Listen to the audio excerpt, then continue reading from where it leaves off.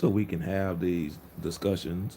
I know there are some coming in. Probably sorry about that. Feedback, but I'm gonna wait just a moment so everyone can get in and we can get it going. Greetings, Michael Brown, Harris Cheek and Associates. We're gonna put all heads to bed. It's been a long time coming. Some people, well, I don't care whether they get upset or not. It is what it is. I know we left off a couple of days ago. We were discussing the word Indian, and we broke down the origin of Indian being the aunties, auntie, or Andes, Andean. That's what they call it. People from the region, they call themselves auntie. So we're going to break down the other portion. Some of you that have watched my two previous clips, previews, and saying, excuse me, about going back into the magic time machine. Greetings, Brother Copper Indio. Going back into the time machine. Now, the reason I'm mentioning going back to the time machine, we're going to deal with some things that have taken place in the 1970s. In particular, 1975. But we'll get to that a little bit later. So, a recap is when we discuss auntie, meaning east, but it's much deeper than that because then there are other descriptive terms for auntie. Somehow, that was left out of someone's presentation when he was breaking down what auntie meant. But we know that auntie, meaning east, also orient, where we get origins from, or the beginning, or the ancient ones, antique, auntie as being in the front or first toward the rising of the sun, and the rising of the sun is the dawning of a new day, which is the beginning of a new day. Greetings, Brother Kerry Bay. I know you're a busy man, and I know you're definitely doing things to better yourself in your community. So definitely don't worry about that. You take care of what you need to take care of, sir. We're good on this end. We're definitely good. We'll hold down the fort, however long it takes, because this is what it's all about. It's about making sure our communities are not only self-sustainable, but self-reliable as well. So don't worry about that at all. My brother, you're good on that. So I want to kind of delve right in because I know there may be some coming in a little bit later. Like I said, I didn't send out any notifications that I was live, and I apologize. Well, I did earlier, said 6 o'clock. But going back to what was mentioned before about Indian. So we broke down Indian and what Indian is and what Indian means. And now we're going to get to the second part, because I'll say again that we are the American Indian. Without a shadow of a doubt, we are the American Indian. And what that means by definition, but breaking down these words, each word, and what does it mean. And hopefully I can add some clarity to some of those that are claiming to be something that they are not. And they have an issue with some of us that know who we are. Like I say, the foreigner and the Native American are the ones that have an issue with us saying we're American Indian. And I say foreigner because when you say you're American Indian and they claim it to be of us, but then they have a big fallout and get all upset and bent out of shape when we discuss American Indian or stake our claim as being American Indian. So where we left off, and I'm going to start putting all these links in the chat as well.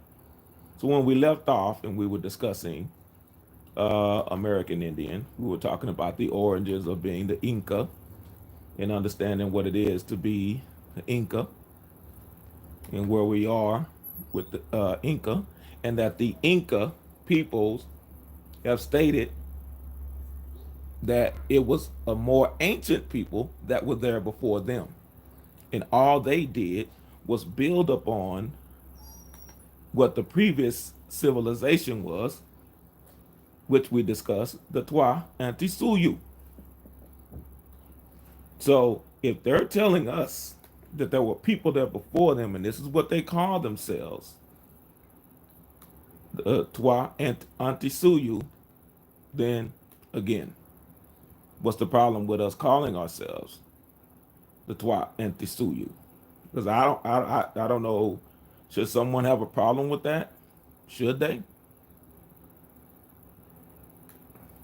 I don't know. Someone help me out. I don't think that they should. But hey, what do I know? Greetings, Brother Joe. All the things your man won't do. Yeah, get into this Inca. But we left off, I know we were talking about, I was going to get into Christopher Columbus, and the shot clock got me because I try not to make these too long, because I know when you make things like this too long that you lose the attention, because the attention span of us is really short, especially instant everything, instant oatmeal, instant grits, Instagram, and all the rest of those instas. So I don't want to hold up too much, and it will probably have to be at least another part or two more lives on dealing with this, because I want to take my time and I want to go as slow as I can. So what I'm going to do is I'm going to put this link in the chat. So we're going to understand this writing on where it comes from and who has decided what was what and why they decided what was what. As I mentioned before, Christopher Columbus never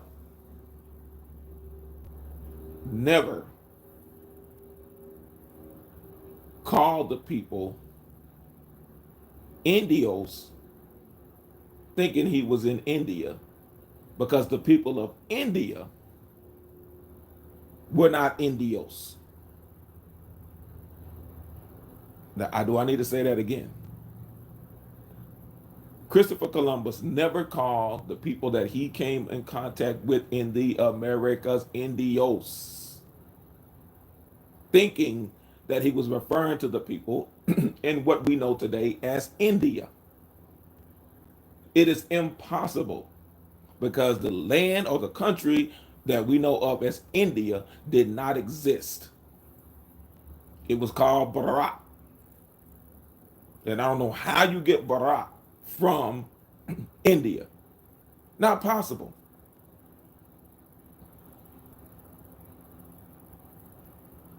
So now we're going to get to where the rubber meets the road. I'm going to put this link in here, and I'm not going to read it in its entirety, but I'm going to put the link in there so you'll have it for your own reference, because I don't want anyone to go by, oh, James Flame, Doodoo Vision said XYZ. No, we're not going to do that. That's one link. That's where we're starting today. This is I Love Ancestry. It's the origin of the word Indian pertaining to American Indians. I'll say that again. Hold on, let me make sure, because I don't want. All right, because I didn't want people to not see and say, oh, I can't read it because of the what was going on in the chat. So now that we had that in there, and this is dealing with the 15th through the 18th century historical events. Starts out and said, do you know the true origin of the meaning of the word Indians as it pertains to American Indians? Many people have argued that American Indian is not the correct term for our people who are the original inhabitants of the Americas. Many assume that the word Indian comes from Christopher Columbus being lost at sea and him believing he was in India, so he decided to call our people Indians based on that. Then the writer goes on and says, "What about you? What do you think of the word Indian?" But the true history origins of the word Indian has nothing to do with India or its people.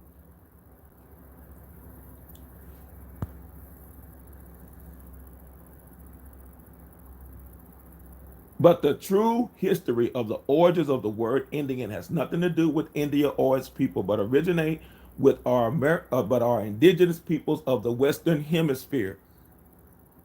Was India known by its original people as the Indies or India prior to 1492? Okay, goes on and says, no, India was not the true name as used by the people of the anomalous name in the 1400s. The etymology of the word India comes from Latin India, region of the Indus River, later used in that region and beyond from Indus Indus River. This is where this person was talking about where Indian came from, and we never called ourselves Indian. Remember when this was done in the 1400s. But Hindu, the name for the Latin India, from the Greek India, the region of province of Sid, dealing with Sanskrit, Sindhu River, is the more common form was Yindi or Indi, from French, Indies, India. The term Indies began to prevail circa 16th century, 1501 to 1600, under Spanish and Portuguese influence. This is where he's getting his information from, dealing with India and the people over there, and we didn't call ourselves that. But now we're going to get a little bit deeper. It says, beyond the reality that the indigenous people of India did not refer to their domains as such, even at the time of the infamous Columbus, the name India was not in use until the 16th century. So after his voyages over here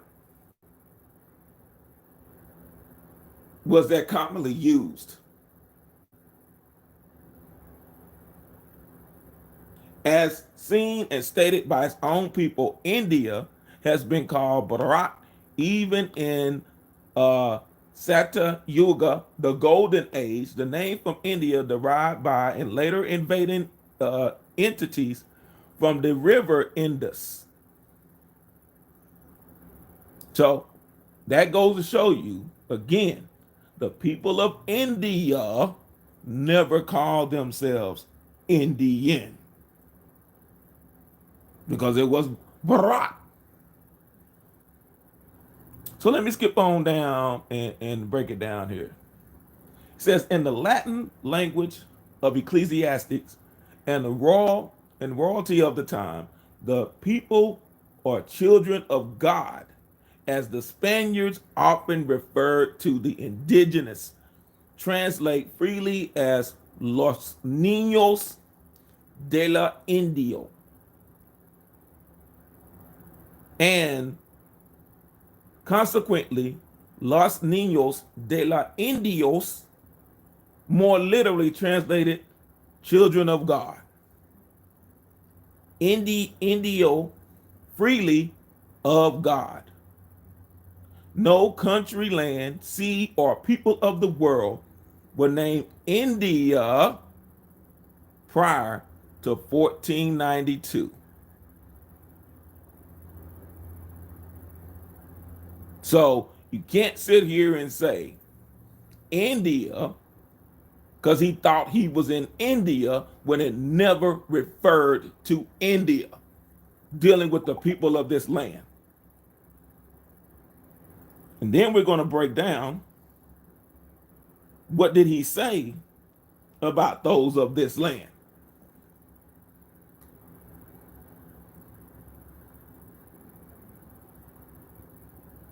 So here's the problem.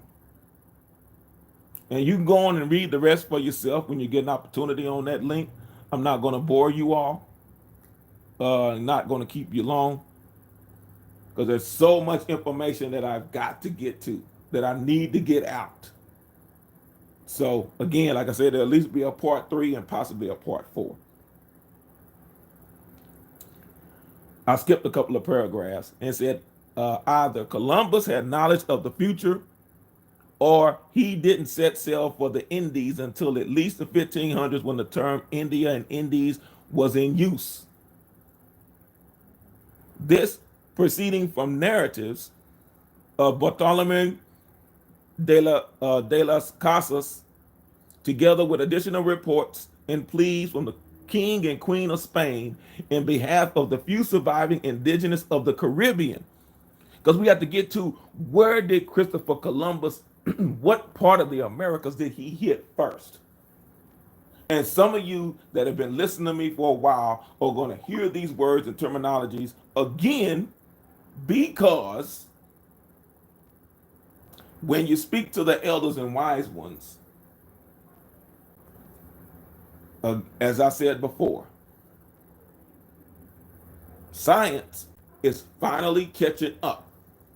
What Big Mama used to say. Finally catching up. And says, go back to King and Queen of Spain in behalf of the few surviving indigenous of the Caribbean. It is likely as close as one is to come to comprehend the origin of the term Indio or Indian as applied to American Indians. With one of the many trips back to Spain from the Americas to plead with King Ferdinand and Queen Isabella for the souls of the indigenous people then swiftly disappearing under the subjugation, sword, disease, and slavery of the Spaniards and Portuguese, La Casas primarily summarily informs the royal head of Castile, Spain, Castile. Anybody know about Castile? That upon observing the nature and manners of the indigenous peoples of what? Gunahani, which you're going to get to Gunini, as you've heard, if those that know me have said this before. Gunini, Kunini. They're telling you this is not African terminology. It went to Africa, West Africa, from the Americas. But this is what they call themselves. They're telling you, Kunini, Kunini. And it's going to get you back to South America. You've heard me say this before about the Kunini, Gunini, Gunini. Where you get the word genie from, jinn in Arabic. The mysterious ancient ones. Genesis, the beginning. Remember there was a blend of gold, silver, and copper, Gunini, that the people of this land that he came to, this island that Christopher Columbus came to, and how they were blending the gold, silver, and copper. Come on, son. Somebody's been following. I hope they have been following. Is this thing still on? Let me check. Let me see if I can still be heard. I don't know. Oh, yeah, I can still be heard. I was just checking to make sure no one was asleep out there. So, when he breaks down and says, the indigenous people of Gunini, the island that Columbus first visited. And again, here in Dallas at SMU, that is Southern Methodist University campus, they have the Meadows Museum. They have the actual log of Christopher Columbus and his journeys, the original log, along with his son's writings, describing the people of the land. So I'm still trying to figure it out. That's why I said every now and then you may need to travel. You may need to get out and see some things and find out some stuff for yourself. But again, I'm crazy. He says their manners are decorous and praiseworthy. They are guileless and honest, with no vices among them. They have no thieves or liars among them. Oh, that's something that needs to separate the sheep from the goats, the sheep from the goat boys. There are no thieves or liars among them. Somebody thieving you, promising you a product that they don't produce, sitting out on the corner, panhandling, begging for bootleg stuff. You're right. They're right when they say they're not American Indian. I'm glad that they made that distinction. There is no divide. The only thing it is people that look like you on the surface are telling you they're not you. Fine. I never wanted you to be me. I never wanted to be you. Remember, that's somebody that's going around with a play on words that's an oxymoron, that I won't call him that because he's not that, to try to say that you are me and vice versa. No, dude. No, dude. Nope. You not me, and nor is it vice versa. Anyway, no thieves or liars amongst them, and they freely give all that they have. And when they have no more to give, they cry. He says, truly, they are truly as the children of God, los niños de la Indio. You're going to find out that song when you do that song. If you were in the elementary school choir, you had to sing that song. When you get to the wintertime, Gloria in excelsis Deus, please look at the translation of that song. Y'all heard that song, Gloria in excelsis Deus. Read that again, and you're going to realize, which is why I say again, that 85% of what you call Latin comes from the Americas. Good goobly goo. You're going to find out these words. You're going to find out a lot of them. They say the origin unknown, origin unknown. And then some will finally say, oh, originates in the Americas. Because when those over there in Europe, if you don't have a word for something, you use the word that the original people used. For example, can someone know the word for computer in Japanese? Anyone? Can someone do that for me? Can someone look and I'll take my time, but can anyone tell me what computer is in Japanese?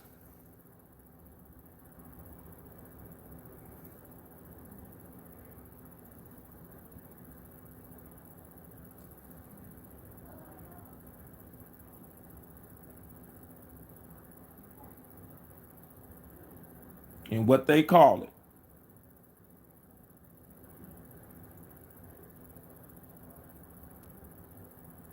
So I'll sit here and then we'll come back to that. But it gets back again. Certain words, you just use that. You use the word of the people that came up with the word and what it means, and you borrow the word. That's all it is. So let's go back again. So if Christopher Columbus is describing them as the people of God in language, the children of God, Indios, the children of God that have been first kissed, auntie, first kissed by the sun.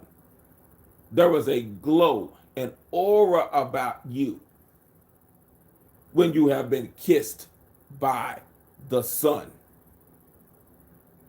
Everybody can't make that declaration that they have been kissed by the sun. Thank you, Brother Indio. I'm glad you put that in there. Somebody I told you about the grudge. Huh? Is computer a Japanese word? They just use the word to describe an object with what the people that came up with the word use. In the words of Tupac, I ain't mad at you. I hope that we covered that enough to know. And again, there were people in the Americas prior to Christopher Columbus. So again, he knew something about the auntie, the Indians prior to. I'll say that for another date as well. But when you go back and you read the logs of Christopher Columbus, that's why he had certain people that were captains of his ships. He knew of this land before he came to this land. Do not let the smooth taste fool you. That's why I wanted to go on again to Guanahani or Gunini. It is, and I'll put it, and I'm going to write it in the chat for you.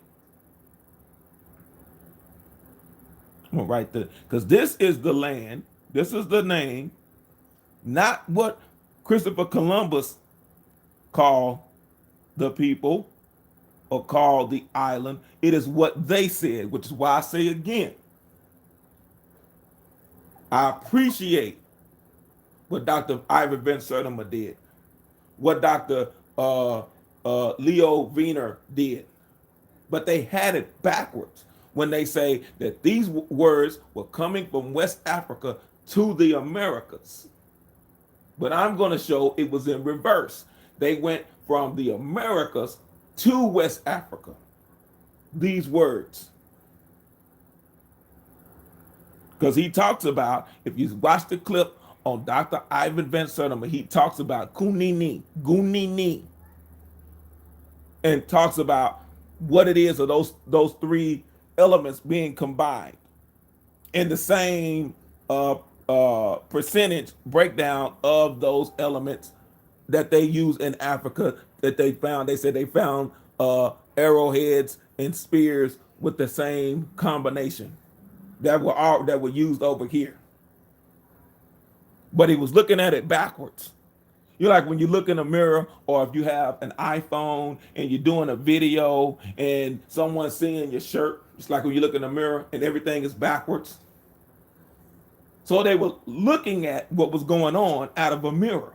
So everything is backwards. Everything was focused on from West Africa coming over here, which is why I say again, there are no Olmec heads in West Africa. So how did you come over here and get so smart to build Olmec heads?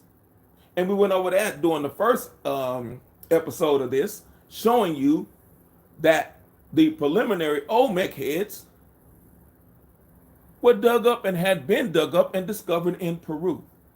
Or should I say the Andes.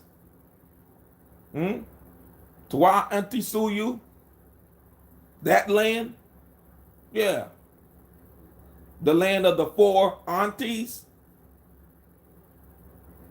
So when we're trying to understand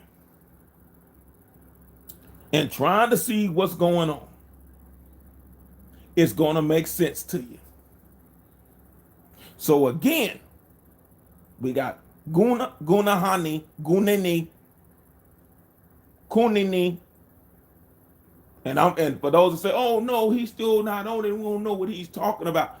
Keep following me. That's why I said I wanted to take my time. And I need to take my time because I don't want to lose anyone.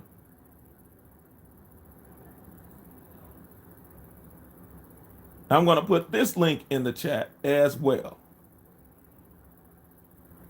that talks about, again, Quechua, which you know as now as Quiche, Quiche Maya, Quechua, Quechua, the same meaning, what it's dealing with. But I want to put that in the chat because, again, I don't want anyone to say, hey, he's just talking out the side of his neck. And all I'm doing is showing you that the elders and the wise ones have already had this conversation and knew who they were prior to. So there's another link. So let's get down and talk about this a little bit. Where it says Kichuan, or called Vruna Asmini in Quechua, meaning the Vruna people, semi speech, is a family of some 45 closely related languages in the Andes region of South America by close to 10 million people. And they said that the various theories regarding the origins of Quechua are hotly disputed. Why? Because you have some people that are trying to teach, oh no, this is the new world. This couldn't possibly be the ancient world. Everything came out of Africa. This world was a savage world in what they call the Western Hemisphere that we come to find out is originally the East, the land of the Anti, meaning the ancient ones, the first ones. So we're sitting here and we're listening to people that won't do any bit of research outside of the surface. But again, when your mama start telling you stuff, when your granny start telling you stuff, pay attention to what they're saying. Please pay attention to what they're saying. Don't discard them. Don't ignore them. Don't get too busy where you don't get time to go see them. Because again, they want to share that wisdom, which wisdom goes beyond knowledge. They want to share that wisdom and they can't take it with them and they want to give it to you, but you think you know everything. Which is why I said wisdom goes beyond knowledge. You can have knowledge and not have wisdom. Give me wisdom all day long. So anyway, what they were discussing was dealing with the Inca, because the Inca kept telling them there were a people more ancient than us. We are Johnny-come-latelys. And we're telling you about the culture, traditions, and customs of the people that were here before us. And all we're doing is continuing what they had already done. But no one wants to hear that because you always get this category where they say Maya, Aztec, Inca, these ancient people of the Americas. And the Inca are telling you, we're not the ancient ones. Even the Azteca tell you, we're not the ancient ones. And when you get to the Maya, I use the term Maya because that's what commonly is what's used today. But the Maya elders and wise ones will tell you there were ancient people before us. And for the sake of getting an understanding, we'll call them pre-Maya. When you go to Mesoamerica and you mention pre-Maya, and they'll tell you, yes, the people that were here, and we are descendants of these people. But they were here long before us. I'm trying to get an understanding. If there are ancient people that were here before us, and even when you go to the Mexican Historical Museum, they tell you about the mother culture, the mother civilization. And you have Mexica, aka Mexicans, that'll tell you, oh, no, no, no, no, no, like someone else, the blockologist, the Ken May Butumbo, no, no, no, no, no, blocking everybody, not wanting the information to get out. But some people don't have a problem with that. Don't, about the censoring of the information getting out. I wonder why. I wonder why. Is it because you want to monetize it? And monopolize it? Makes me wonder.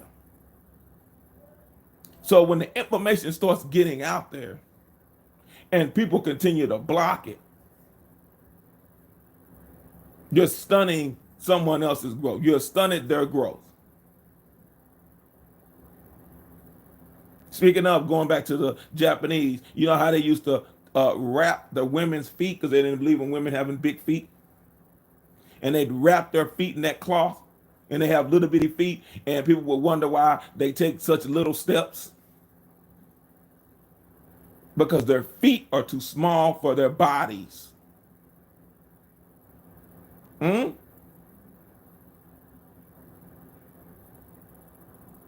Feet are too small for their bodies. It's impacted their development. So, again, I put the link in there, but I want to get to the status. The second paragraph where it says Quechua has the status of an official language of Peru and Bolivia, along with Spanish and Aymara.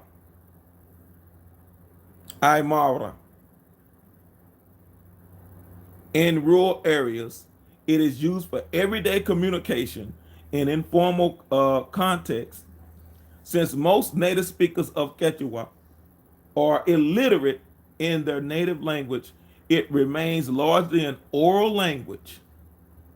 In formal contexts such as government, administration, commerce, education, and the media, Spanish is used. The only cultural domain where Quechua is used, or Quiche is used extensively, is traditional Andean music. Now we're getting back to the music on what they were already talking about in Mesoamerica. If you're finding the trail of what's going on, told you what the preliminary Olmec heads were in Peru with the jaguar, the phoenix or the pony, and the Olmec heads. And when you talk to the indigenous people of Mesoamerica, the Yucatan, they will tell you, hey, we came from South America, and dealing with the music. That song with Missy Elliott and Sierra, music make you lose control. Y'all know that song? Sierra's in the house. Missy Elliott's in the house. Music make you lose control. It's all getting back to the music, huh? There used to be the message in the music. Now y'all understand why I put certain clips dealing with certain songs in my preview videos before I go live. There are subliminal messages to get down to your soul. As we talked about before, about that soul music. You sound so soulfully, you sing so soulfully. Why are people hitting notes and do things that other people in other cultures from other lands can't do, and they try to mimic, but they just can't get it down?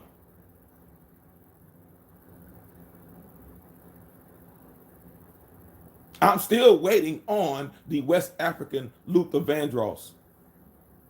I'm waiting. Somebody show me. Somebody give me the West African Sam Cooke. I'll wait. Y'all let me know when y'all find that. Give it to me, because I want to know. Is this thing still on? Because I don't see the chat moving. I hope everybody's okay. I hope everybody's still alive out there. You can give me a 1.5 if you hear me, because that 1.5 could be 2 if you don't. And if 1.5 means you half hear me. So at least if you half hear me, I know you're still out there. So we talked about Quechua languages and what it is, and it gets back to the Aymara. Aymara. Well, let's get down to what this Aymara is. Remember, I mentioned the time before about the 4 groups of the Twa Antisuyu, the 4 groups, and that Koya, Kilya, Koya, Kilya, Koya was the mother. So we're going to break down this Aymara. Aymara. And you all are going to understand why I use the diva, Lady Diana, in a clip. Y'all going to understand? And if I told you we're going back to the 1970s, going way back. Can you feel it? Aymara. It says it's an Aymarian language spoken by the Aymara people of the Andes. It is one only a handful of Native American languages with over 1 million speakers. And you're going to find out we're still using these words today. You're going to even find out that the word Peru comes from this language or people, Chile. I ain't had no chili beans, no chili peppers, chili powder. Huh? Wasn't there a group that was called Red Hot Chili Peppers? Flea? Y'all remember Flea? Red Hot Chili Peppers? No? Maybe just me. Okay. Anyway. And it says, some linguists have claimed that Aymara is closely related to its more widely outspoken neighbor, Quechua. Quechua or Quichemaya. And again, the Aymara languages or kissing cousin. It said that claim, however, has been disputed.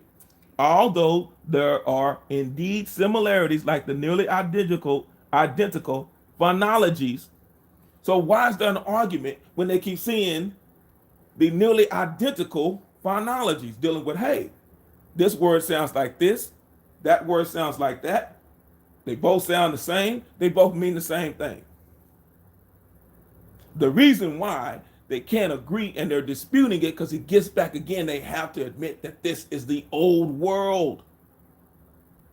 They would have to admit it, that this is the old world. So, breaking down Aymara. Aymara. And it goes on to say the ethnonym Aymara is closely it said is ultimately derived from the name of some group occupying the southern part. I want to emphasize it, the southern part of what is now the Quechua speaking people of Apurímac.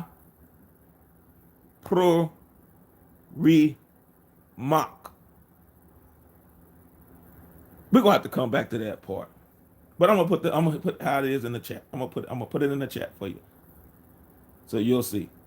So we're gonna get back to this Arawak, aka Micmac of the North, what they call North America. But we'll say that for another time, because like I said, that may be in part 5 or 6. Then it goes on to say the language was then called Koya. Oh, snap. Remember I told you Koya, you have Auntie, which deals with Inti, dealing with the deity or the characteristic of the sun. And that Koya was representative of the moon, and that Inti or Anti is the gold,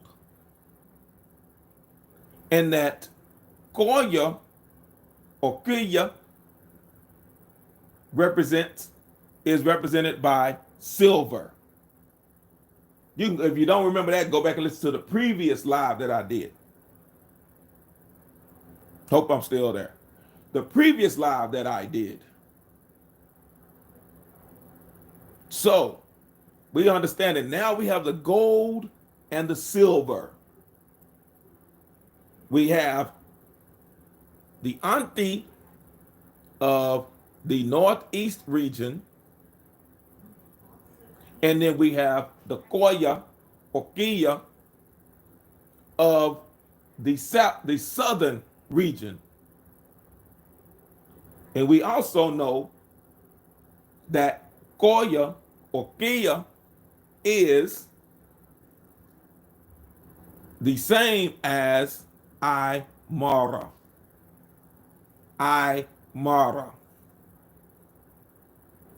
Somebody's going to follow me here in a minute. So when you have Anti to the north, Koya or Aymara to the south, they are uniting.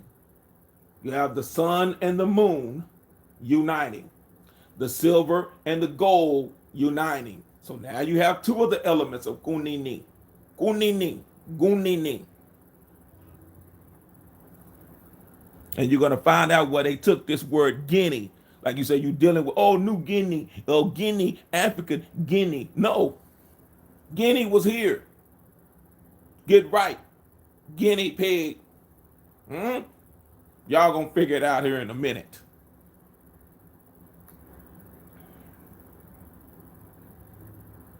And it says, more than a century passed before Aymara entered the general usage to refer to the language spoken by the Aymara peoples. In the meantime, the Aymara language was referred to as the language of the Koya. The language of the Koya. Now, in fact, let me do this because I don't want y'all to think that I'm making stuff up. Let me put this link in the chat. I'll put that link in there. I'm gonna drop this link in the chat for you. Because I don't want anybody to say that Doodle Vision, James Flames is making up stuff. So you're going to find out again that the language known as Aymara refers to the Koya. Oh, snap. The Koya takes you back to the Antisuyu, the four corners. From the four corners, they went to the four corners of the earth.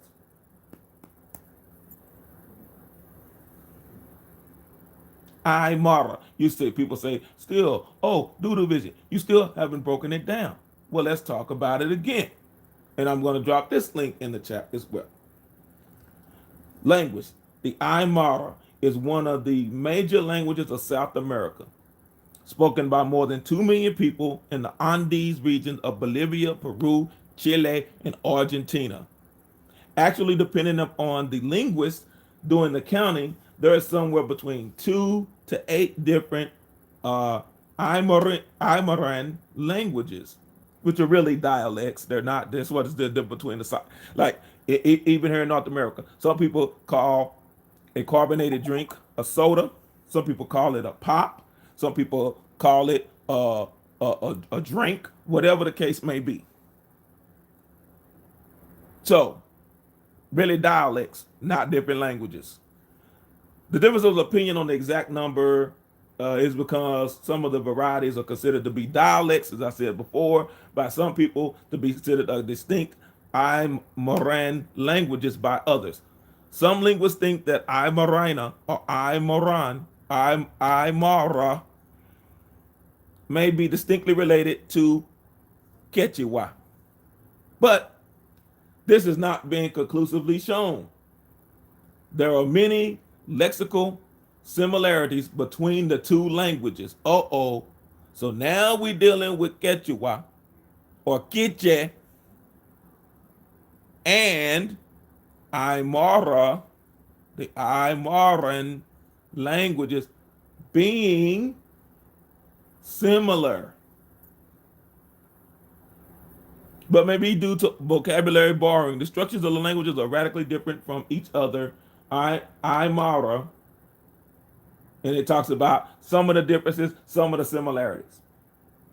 So you know that there was an interaction, interlinking between these two and languages.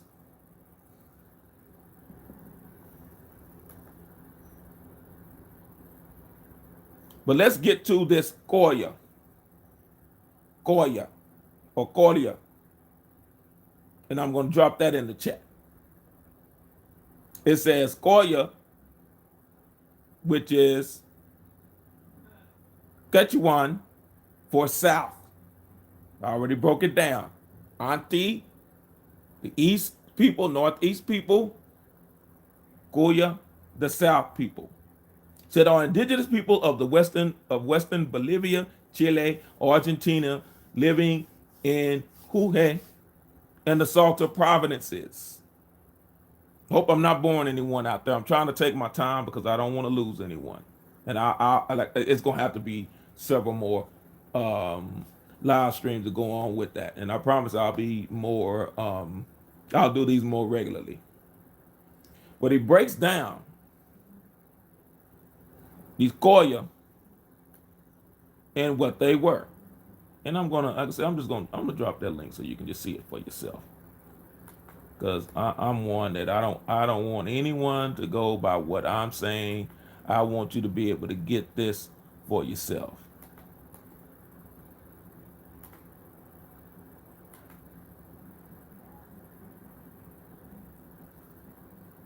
So you can get that for yourself. But he starts to break down, and when you read that, it'll get back to that you will also see the Cauca tribe or the Cauca people. That the Cauca is an Andean language of Peru related to the Aymara language. So what you're having is you're having subgroups that are being labeled or cataloged as being totally different groups, but by the dialect alone, by the language alone, you're finding out they're just a subgroup and not a separate group. Which is why even when you get to what we call American Indians here, oh well, I'm Chickasaw and I'm Choctaw and I'm Nachi and I'm Chickamauga and Chitimacha and all the rest of these different groups. And we don't start to think, oh, they've lumped us all into Muskogee, Creek, Cherokee, all, and they try to put, but then they go back to the language that collects them, and they say, oh, this is the Choctaw language. We let them divide us. But if you know who you are, then you start to say, hey, I understand that is another subgroup of who I am.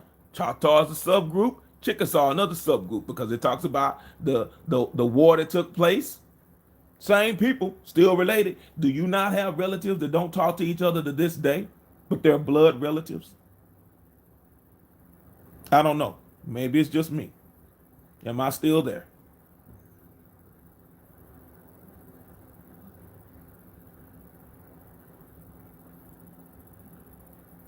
I want to make sure that I didn't get cut off here.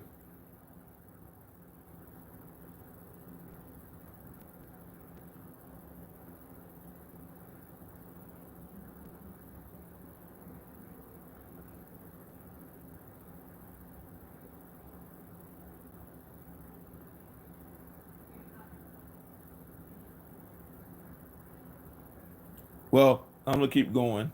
Something's going on. I know they're still doing some building around here. I know my internet connection is probably going crazy. However, I know that my live is still going. So we're going to get back to the regularly scheduled program and see what's going on here. But as I was saying before, that the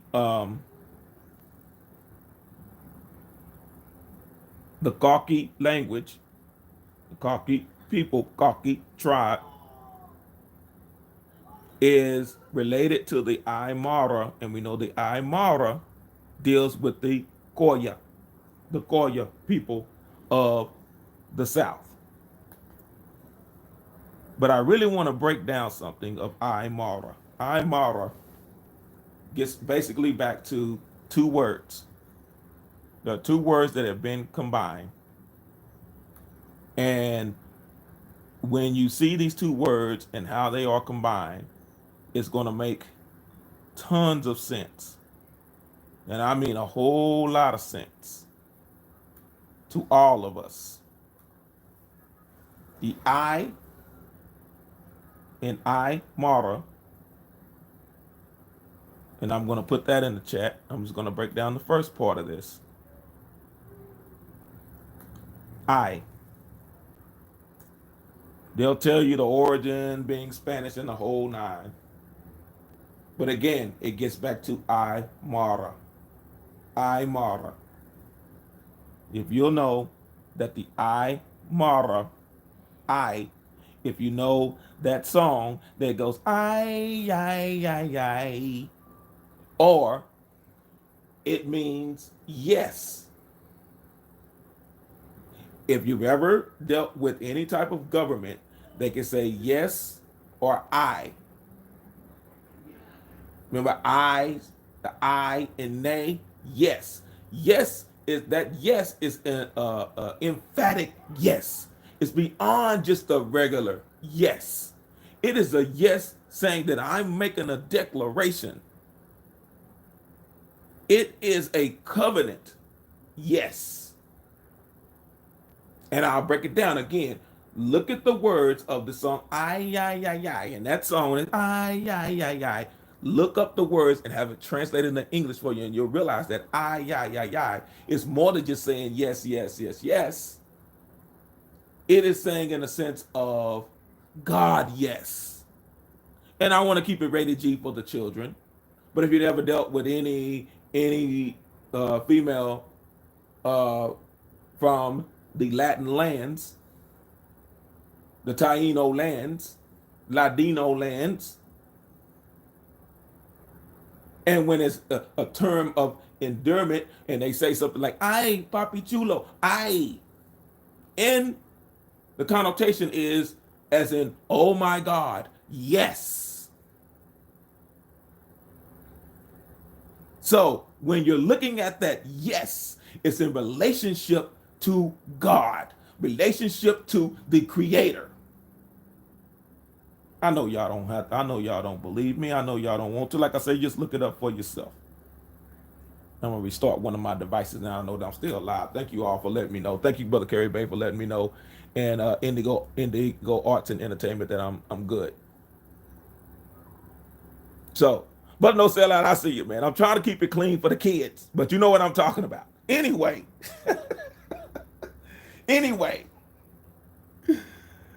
I'm gonna wrap up very shortly because I noticed that someone has gone live and I want to check that out. And hopefully they still live when I'm done here. But I wanted to break this down so you can understand the I in Aymara.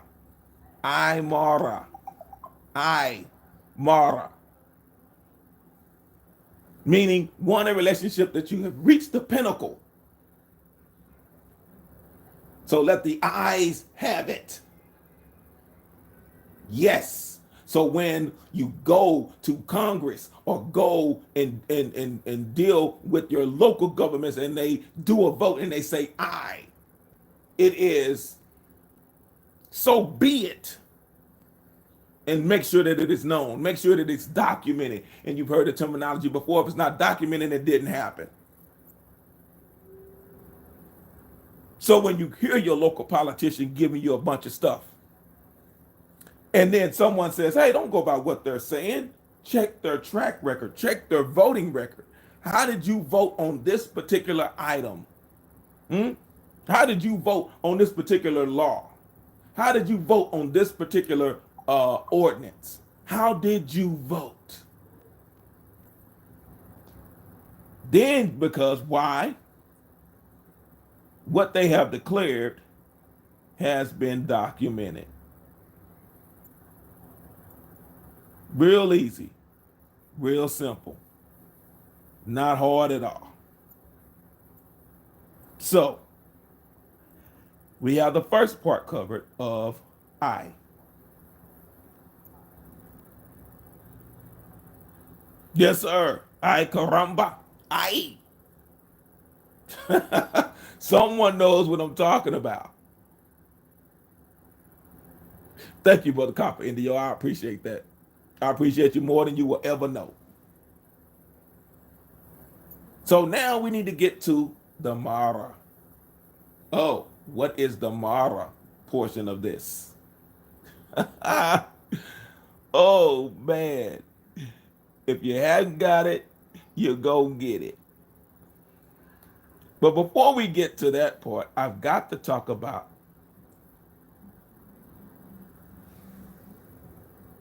the Pukina language. And it talks about the Pukina language,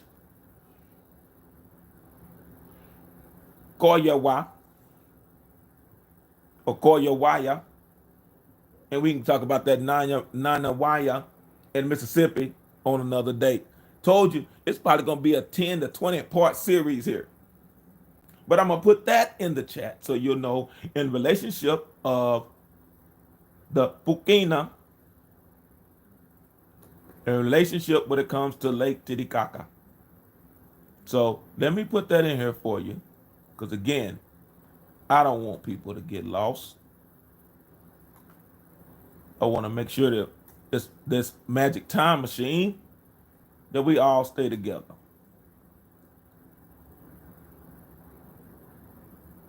When it breaks down, it says that it is often portrayed as a language isolate which consists of the extinct Pukina or quasi extinct language, and as I said before, the Koya, or you'll see it spelled here as Kallaya, Kallawaya.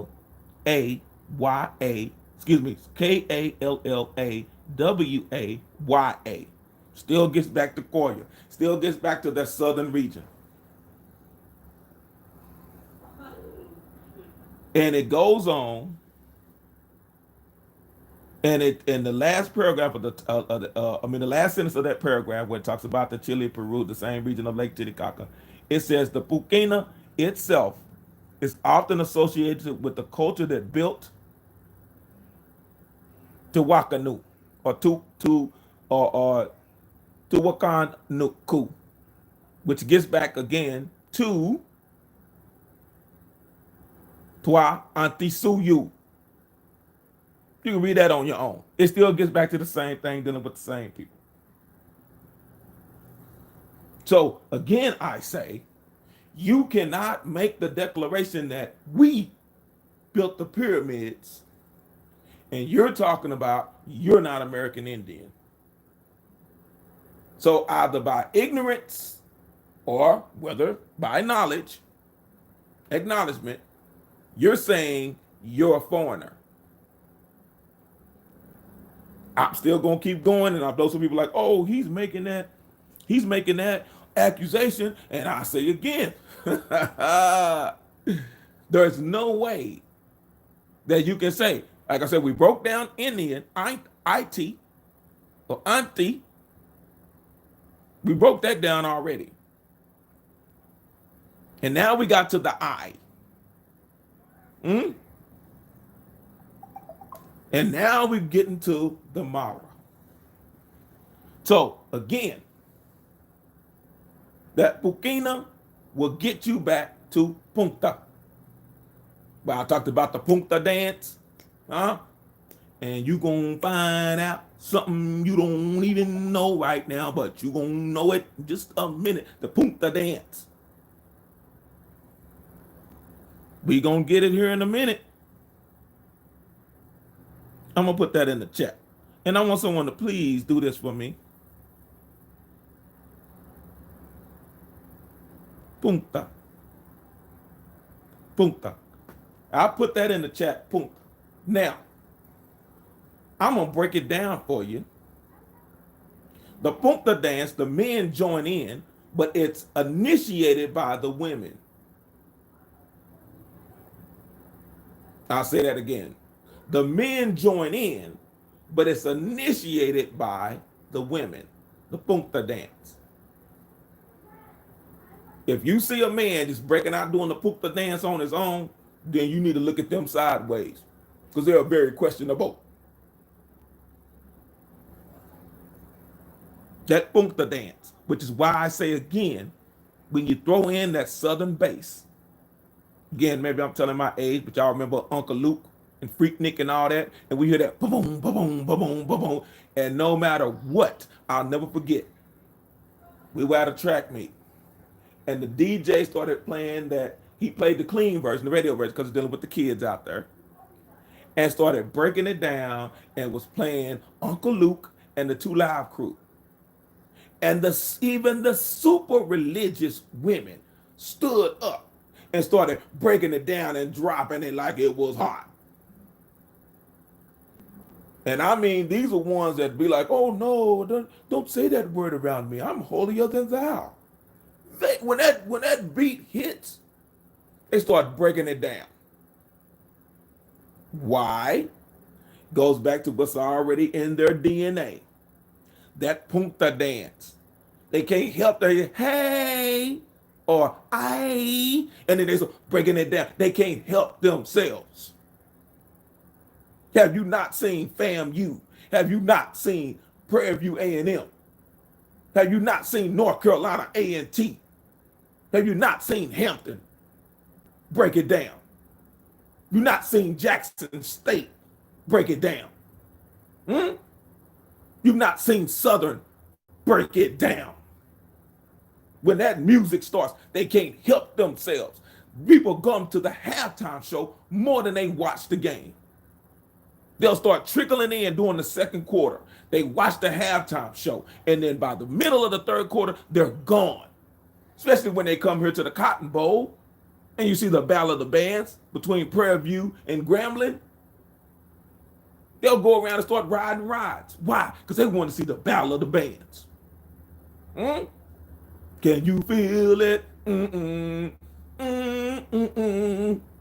you feel it? Can you feel it? Anyway, Pukina. It's going to get you back to punta. Has anyone looked up that word punta for me yet? Can anyone type it in the chat? Punta. And it's going to make a whole lot of sense. Because I don't want to say it yet until somebody can help me. I hope this thing is still on in the words of Brother No Sell Out. Could I be heard? Could I be heard? Because again, the chat is real slow. It's not moving. So that either tells me someone is paying attention or they're asleep. And I don't want you to be asleep. Well, if you sleep on it, at least come back and listen and then let me know. But can someone look up punta for me and tell me what they get in relationship to your eyes? Can someone do that for me real quick and just put it in the chat? When you do, you're going to find out some stuff.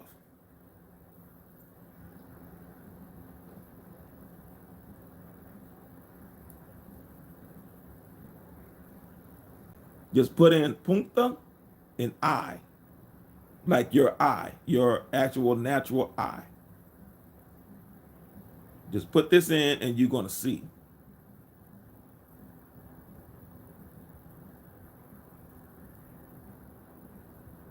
Yes, sir. The opening, thank you, Brother No Sell Out. I appreciate you. I know you're multitasking over that. I appreciate you doing that.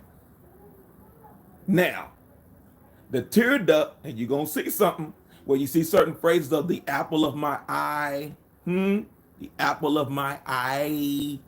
Ha. You going to start finding out some stuff that you would hear certain things, and you would hear the wise ones and the elders say to you, and you didn't really know what it meant. The apple of my eye. The apple of my eye. Now, has anyone seen the movie Role Models with Paul Rudd, the one that plays Ant-Man, and the other guy that played in Cop Out, that was the thief that they thought was dead, and he was always doing jokes, and he was always mimicking and mocking Tracy Morgan. And it was the little dude that took over Arnold Drummond,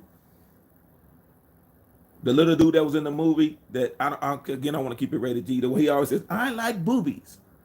Remember when Paul Rudd and the other little boy, the nerdy little boy that always played the little night game and all that stuff, and he mentioned whispering eye? Anybody remember that part? And he kept laughing. He said, and he told him what it meant. Y'all remember that part of the movie? I remember that part of the movie when he said, talking about the boy said the whispering eye, he told him what it meant. Now put that in relationship to punta. The eye. The tearing eye, the whispering eye. I'm gonna leave it at that because I want to keep it rated G for the kids, because I want the kids to be able to learn something in case you share it with the children. Y'all gonna learn something today. Because when I understood, when the elders broke it down for me years ago, before I even heard that terminology, way before that movie came out, understood about the whispering eye. And the boy, he chuckled on his, and then he said what it meant. That punta, that punta dance. What? How low can you go? Somebody's gonna get it tonight. Somebody, is there a heart in the house tonight? Stand up, stand up. Let them know that you understand. Why? Because a heart is a house for love. And I've learned that it don't take much to break. Anyway, let me go on. Let me quit playing. That it talks about that Koya or Koyaya language is the mixed language of Bolivia. And remember, when you're dealing with Bolivia, this is long before the latter Germans and all that stuff that came in Bolivia and Argentina and all that. This gets back to the ancient language. Yes, Sister Pamela Hall passed. He was referring to a female part. And we can talk about it off air because, again, I want to keep it rated G for the kids. But yes, that whispering eye. So this is getting back to the ancient language where we talked about, again, this Koya, Okia, is to the south, dealing with the Aymara people, the Koya people of the southern region of the Four Corners. The punta gets back to the 5.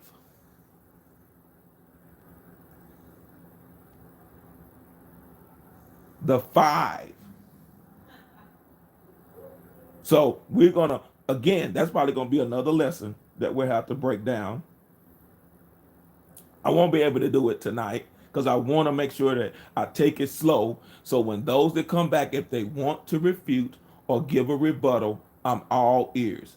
If they wanted to have this conversation because they didn't want to have a debate, and I'll just put it out there because those that have been listening know that when we were on a panel collectively on a channel, that we were invited to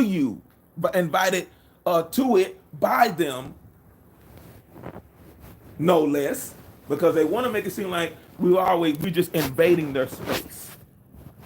And that was not the case. And I put it out there when we have the discussion about Indian, because that's when there's y'all don't want these smoke debates. And I said, I don't smoke, but I can bring the fire. They don't call me James Flames for nothing. I'm not going to inhale the smoke, but I'll give you the fire. So they said, okay, we're going to put these debates together. I got phone calls offline. Hey, James Flames, you in? I said, yeah, I'm in. Only for the championship round. Do not put me in the preliminaries. Do not put me in the quarterfinals. Do not put me in the semifinals. Straight to the championship. Why? Because not dealing with me, but those that also know that take time and spend with their elders and wise ones. I said, there's no way. There's no way. I'm not saying I'm all that in a bag of chips, but I'm not going to sit here and deal with ticky-tack stuff when we're talking about the championship. You go straight to the finals. Like I said, my favorite sport is track. And there are some people that have to participate in the finals. Where they go through a series of process. They go to the first round, second round, quarter finals and semifinals before they get to the finals. And then the champion, the previous champion of the year before, can skip all of that. He or she can decide whether they want to run or not. But either way, they are automatically in the finals. And some of them they'll do like the first round or something like that just to get, tuned up, just to keep their legs underneath them to get ready for the finals. As a tune, they use it as a tune-up. But they don't have to run in those rounds. So, again, as I tried to explain to one brother, when you are a challenger, you have to fight every fight to get to the top. But when you know that you're a champion, you can pick and choose your battles. I'm not going to run every round when I've already put the proof out there that I've been teaching the teachers, the ones that are so-called getting respect in this so-called community, conscious community of Aborigines, American Indians. Come on, son. Shout out to Carrie Mayo. Because I put the clip on my channel when Carrie Mayo was saying, hey, man, I'm learning stuff from James Flames. Here's James Flames. James Flames, come to my channel. Come to my channel, brother. Come to my channel, beloved. Because I've been listening to the things you've been saying, and it matches up with everything that I'm digging out of these books. Books that I didn't even know existed. Gary Mayo has those books.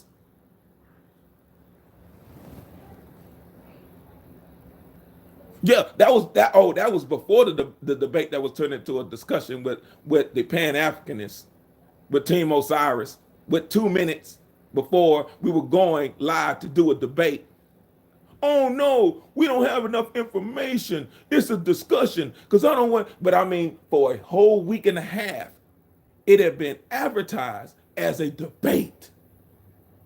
And they flipped it just before that switch was hit to go live. No, it's a discussion. Change the title. Again, it wasn't even my platform. It was on a neutral platform. It was on a Hebrew Israelite platform.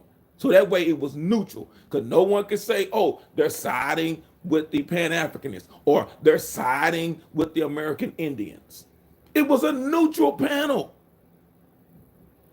And they told the host, no, change the title to a discussion. But I kept dropping giving them the resources, giving them the books. And they didn't want to do it. So, hey, I don't know. Tell me something I don't know. All I keep hearing is, oh, James Flame. Oh, we got him blocked. Oh, he don't participate. Oh, no, he's crazy. I don't know. Am I crazy? Someone please tell me. maybe I need to go see Dr. Kumar, Harold and Kumar Johnson, so I can get psychoanalyzed. But all I'm doing is echoing what the wise ones and elders have been sharing with me. So, Koya, we talked about to the south, also meaning the Aymara people, the Aymara people. So we dealt with the I being the emphatic yes, the I of God. Get you back again to the Pukina, the Punta people, the Punta dance, that tear duct, that sensitive part, that whispering eye from role models. Okay, let me get going on. I'm so sorry. But now we're going to get to the good part.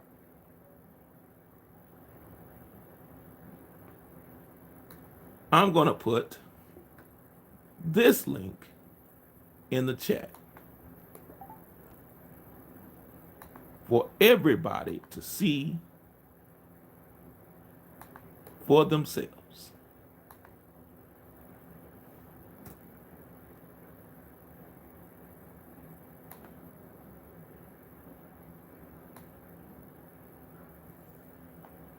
So it breaks down and it talks about, and I'm going to give it what it was. Koya says the abstract of this present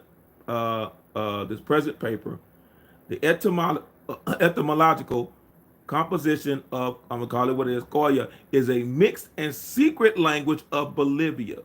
Wasn't given to everybody, which is why I say again, for those that don't understand, you can have what's called a government name, and then that's what we call in our community a nickname, or better yet, that was known as your sacred name. And the only ones that knew your sacred name were people that were close to you. Someone a couple of years ago asked me, hey, what is your sacred name, in one of these back chats? And I was like, dude, that's classified information. I don't know you like that to give you my sacred name. I do not know you like that to give you my sacred name. So he got offended, got mad, left the back chat. Hey, fine. But it's not for me to give you my sacred name. That identifies who I am with those that are closest to me. That's why it's called a sacred name. Or we know it better as your God-given name. Not your government name, your God-given name. Which is why you'll see the same people, right, on certain records and certain books, and the names keep changing. Because when those that are keeping the records are hanging around these tribes, they will hear the various names and titles of this one individual.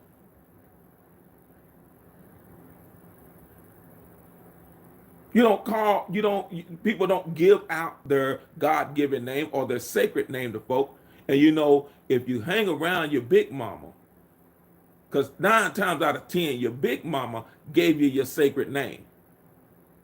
And she would say it publicly sometimes because that's just what she always called you. And you look at her and say, Granny, don't say that. And people will start laughing because they see how you cringe. And they would say your nickname. Or when you have children and you go over to your mom's house, which is their granny, and she calls you by your nickname and you cringe and your kids start laughing because they never heard that name. And they snicker. And then your mama says, baby, you know I didn't mean anything by that. And she'll have that little smile on her face and she'll look at her grandbabies. Because that was just a little pet name. And some of those pet names you won't find in a dictionary, nor will you find in an encyclopedia, and you figure out how did they get what does that mean? But we know what it means. Oh, somebody's still with me. I hope I'm not boring anyone out there. So when someone calls you by your government name, they can say, oh yeah, they know of me. But when you're out somewhere and you hear your nickname, you do a complete 180 and turn around and find out who it is. Because you say, wait a minute, you've got to really know me to know that name. You not just have been an associate of mine or just casually hanging out with me. You've got to know me to know that name. So who are you and how did you get my name? Who told you that to call me that? And the same thing goes on in our community today. When someone comes and they don't know someone and they'll say such and such, tell them that Pookie sent you. But Pookie's real name is Harold. But you go to the place and you say, oh, Harold sent me. You're gonna get run out of there, you may get stomped, or even worse. But if you knock on the door and say, Pookie sent me, they're going to be like, wait a minute, I don't know you, but I know Pookie. Come in and let's talk about it. And they ask you, how do you know Pookie? They didn't ask you how you know Harold. They ask you how you know Pookie. Now we can have a discussion because now you're using Pookie's God-given name. You answered by using Pookie's pet name, his sacred name of Pookie. Come on, son. But you're not going to find Pookie in the dictionary, are you? You're not going to find Pookie in what that means in the encyclopedia, are you? Come on now. Somebody's with me. So it goes on to break down what Koya, the Aymara language, and what it is. And not to keep you on a string. That song, you got me hanging on string now. So I'm going to put in here dealing with the same thing. Remember I told you the kina, pukina, punta. So I'm going to put in the etymology of this word. It's going to break down certain things, and then in some cases it'll say origin unknown. Origin unknown, origin unknown, origin unknown. So we're going to talk about these unknown origins.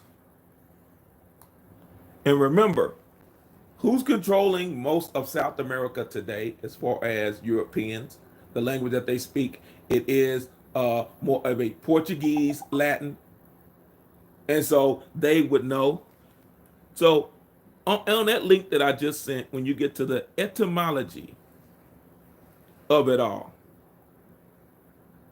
and it breaks it down, etymology 3 under Portuguese. Oh, I didn't even see you, EJ Copper, Tony. Greetings, brother. It's been a minute. Where it breaks down and it says, Kina Kuna, or again, Kunina, from Quechua or Quiche term. And it said the shortening of that word, and it has a question mark. See what it tells you about the origin? But then it goes on and it says about the Kina, noun, from the Kichona tree that is indigenous to South America. The Gunini people of the island that Christopher Columbus came up on, and Florida. Those are the 3 places that you'll find that. And I broke it down before because prior to what people that we know as Europeans couldn't go into the tropical regions. Why? Because they were dying from malaria carried by the mosquitoes. Mosquitoes grow where? Well, there's moisture in the tropical region. Exactly, Brother Copper Indio. In the Matrix, we said, how do you know my name? How do you know that name? You got to know somebody to know that name. Man, I think that's a whole nother lesson for a whole nother time. We could just go on that. Oh, man. See, I love interactive learning lessons. When the one that's actually facilitating the class is not the facilitator, but actually a co-learner. I'm gonna let that sink in for a little bit. That particular tree, when you digest it, it is bitter. It is bitter. You can literally take the bark off the tree and eat it. It is bitter. But it is a natural repellent and a cure for malaria. Keeps those mosquitoes off of you. The Europeans didn't discover this until later, especially the British. So how were the British going to West Africa, picking up slaves that they say West African and enslaving them and bringing them to the Americas when they didn't have the cure or know anything about the cure for malaria? Somebody help me out. I'm sorry, Sister Pamela Hallpass. What did you want me to repeat? And I'll keep going on, but you put in the chat what you want to be repeat, because I want everyone to be able to stay on in the magic time machine, because I don't want to lose anyone. Like I said, well, about the time machine before, and if you let someone go, they'll be stuck thousands of years from where you're trying to get to. So I want to make sure we all stay in the magic time machine. And y'all still trying to figure out, what is he talking about, this magic time machine, and why is he talking about the 1970s? Particularly, why did he put Lady Diana in there? Y'all gonna figure it out here in a minute. Getting back to that tree. So the British, not only the British are coming, the British have a lot of explaining to do. Because the British was the one that started kicking and talking about everybody's African. All of these copper-colored races or copper-colored people are African. And we fell for the okie doke. They weren't calling us no Africans. They knew we were already over here. And we knew what we called ourselves. I go back again, 85% of what you call Latin has its roots here in the America. Man, that's hard to explain. That's hard to get away from, which is why, again, I talk about no one wants to have a discussion about culture, agriculture, horticulture. These dudes don't talk about that. You know, they don't talk about that because the name of these plants and trees and herbs come back to over here. And they don't want to talk about linguistics, which is why I say again, my grandmother was an English professor. One of my mentors, Dr. Clement Glenn, English professor at Prairie View A&M University, down there, like I say, just outside of Houston, Texas. Linguist that understood. Again, shout out to Abel Zapata. The Saba. The Sabian. Anyway, getting back to this particular tree. And that's why when you go to etymology 3 of dealing with the Portuguese, it has a little question mark. It says term, question mark. Because they're still resisting the fact that when the actual those that came over here that wanted to find out about the people in the Americas and actually taking logs, they want to ignore what they wrote about the people here and what the people call themselves here in the Americas. Because then it throws out this whole deal of what they've been teaching us. That we're primitive, we're the savages, we're the lowest creatures on the planet when it comes to humans. So they can't wrap their little minds around, they can't fathom that this was the old world. This is the ancient world. This is the antique world, the land of the aunties. Oh, Sister Pamela Hall, best I can say about the tree. The tree, and I will I'll put it in the back chat. But I also have done a video about that, and I'll try to find a link and I'll add it in the description of this live stream when I'm done too, that you can watch, where it talks about that tree. And when you digest it, you eat it, and it tastes bitter, but it will keep mosquitoes off of you. It'll do things that no off spray or anything else, those little candles, those wicks or whatever it is you want to burn, it does, it works wonders. And they didn't have that in sub-Saharan Africa, because you hear about people getting malaria all the time. But you didn't hear about that, them getting malaria over here. And again, like I said, so we had that tree in South America, and we had the tree, the North America, that dealt with smallpox. So when anybody's telling you that all of these American Indians were thousands and thousands and millions were wiped out with smallpox, that's a lie from the pits of HE double hockey sticks.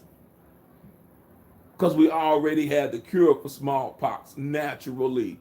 That was, and the cure was being taken up and down the Mississippi and into the Caribbean and through South America. So don't let them fool you. Do not let them fool you.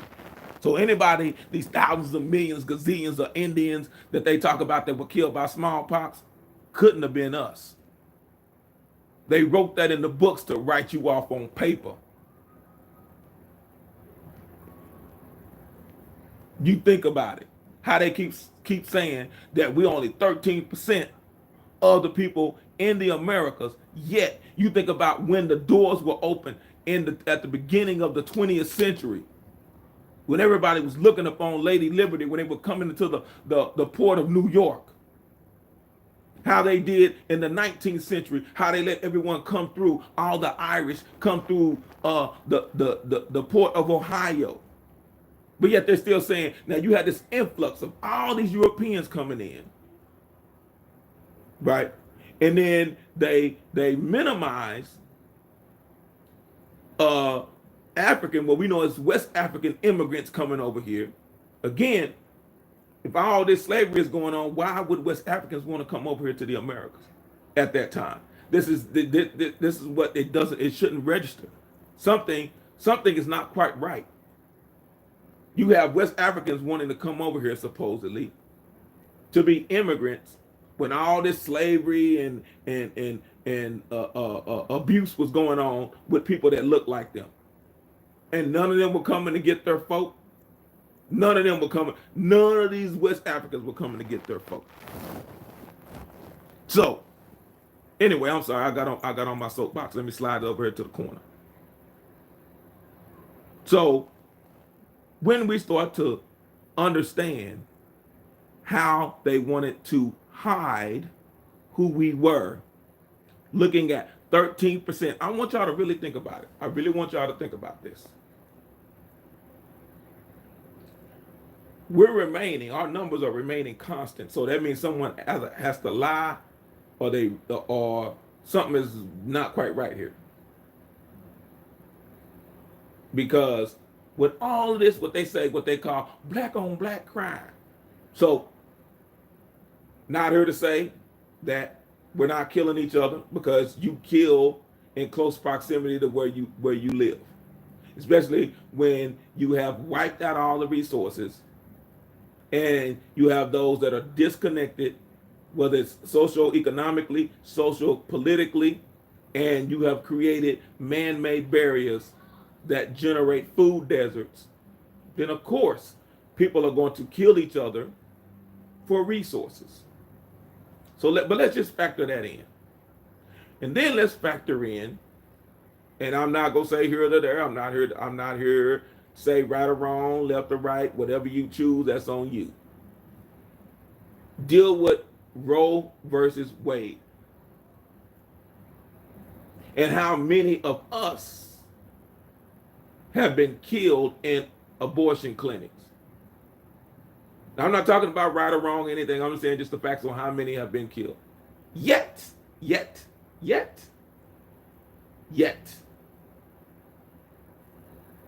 we're still maintaining the certain percentage. Even when they've done the reclassifications, when they've gone where there were two groups of people that were only over here, you were either white or you were black, or or a person of color. Only two choices you had. So we're still maintaining the same percentage after this influx of Europeans coming over here in the mid 1800s and in the early 1900s. All of them they were like, come, get the land opportunity. Yes, the land of milk and honey. Oh man, that's another subject for another time. They came by the millions. Yet, we are still maintaining the same percentage after they keep diluting.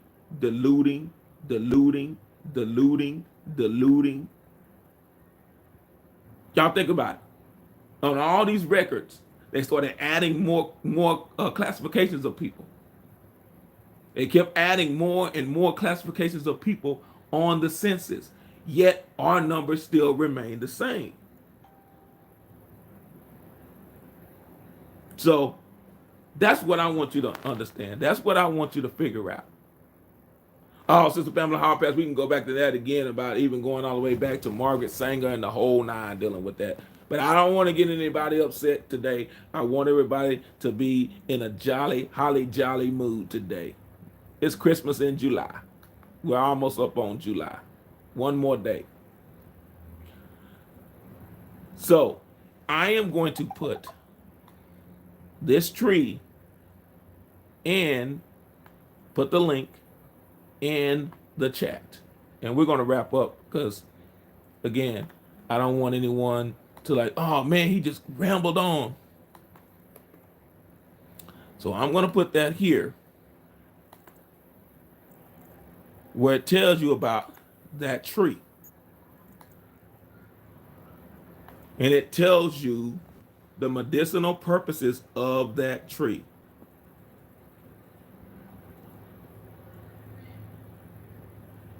So you have dealing with the combination of the gold and silver. Oh man, I'm not gonna have time to even get to the copper part of it. Shout out to Brother Copper Indio, the copper part, and shout out to Copper K, aka Special K. In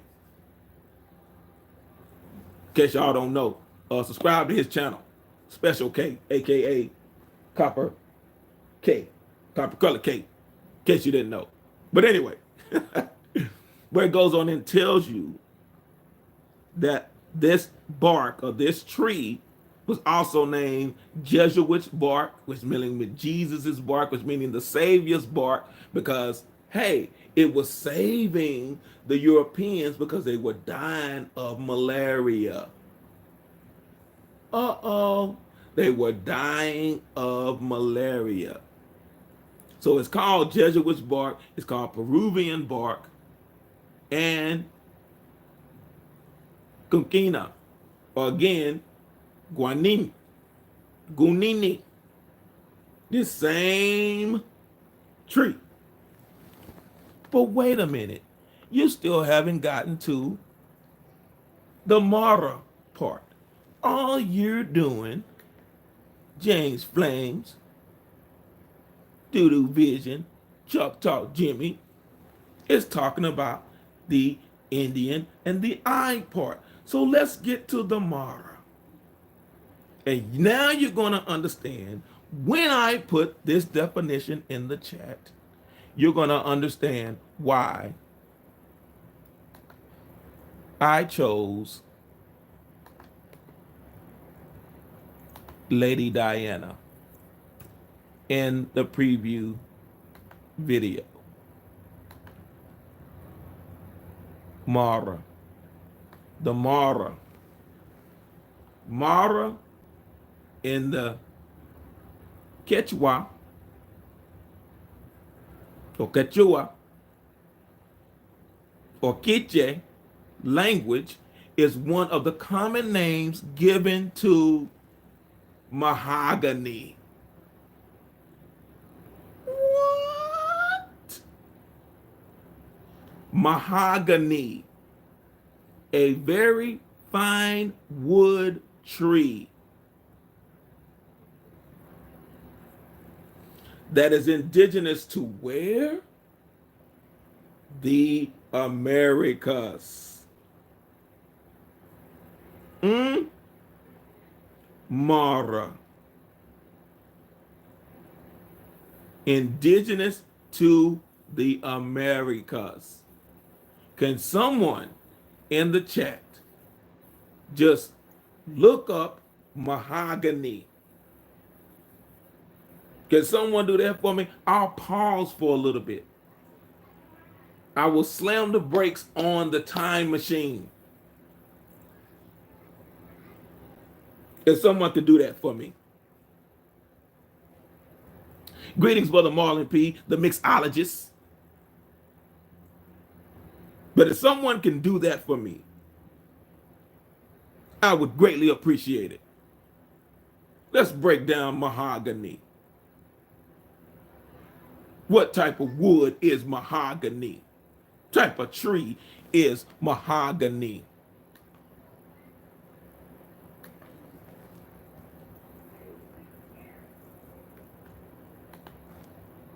Where does it come from? What is mahogany?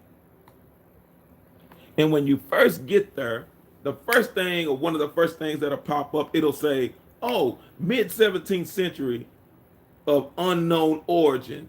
See how they do you? See how they do you. But just found out, again, Mara, a Quechua, Quiche word for mahogany.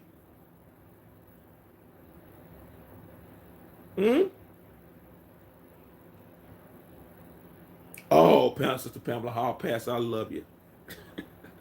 Reddish brown, indigenous to the Americas, aka copper colored. So when people even try to say, oh, the 1828 definition or the 1829 definition of what it calls the people, no, it goes back further than that.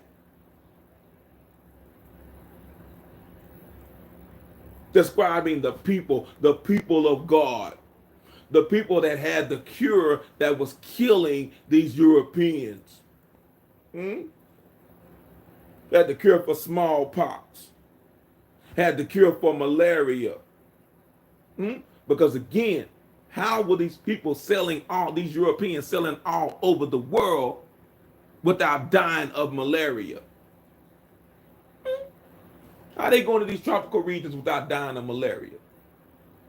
Why? Because they were dying of malaria until they discovered that the people in the land weren't dying of malaria and weren't dying of smallpox. And you'll come to find out that all these vaccinations that they're using go back to natural cures in the earth. And why you get in trouble for dealing with that, the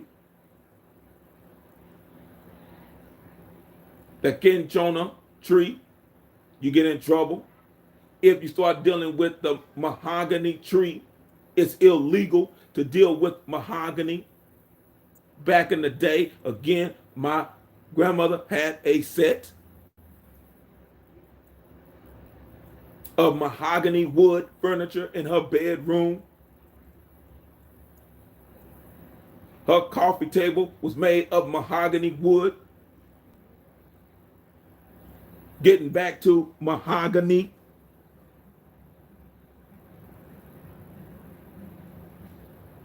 And also, if you go back and check, in 1979, Lady Diana and Billy D. Williams, like I used to say, don't let the smooth taste fool you. Quote 45. Starred in a movie called Mahogany. Now, there is a method to my madness. People call me crazy. What was that song by God? You can call me crazy. You can call me crazy. Mahogany, 1975. Check it out.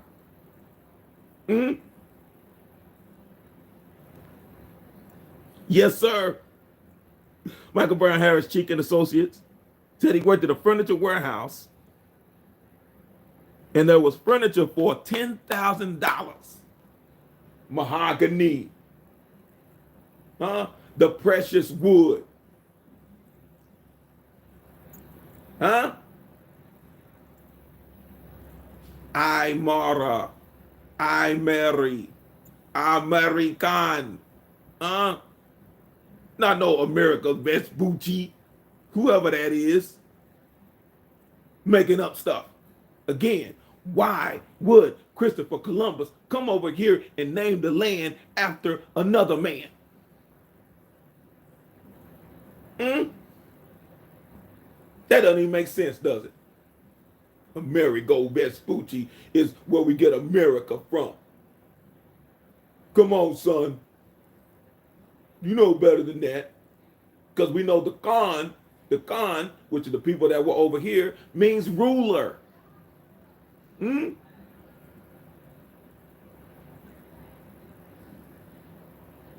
The copper-colored people of God that ruled this land are Mary, Amora, yes. The people of God, the same people that when Christopher Columbus says, these are the children of God, Indios.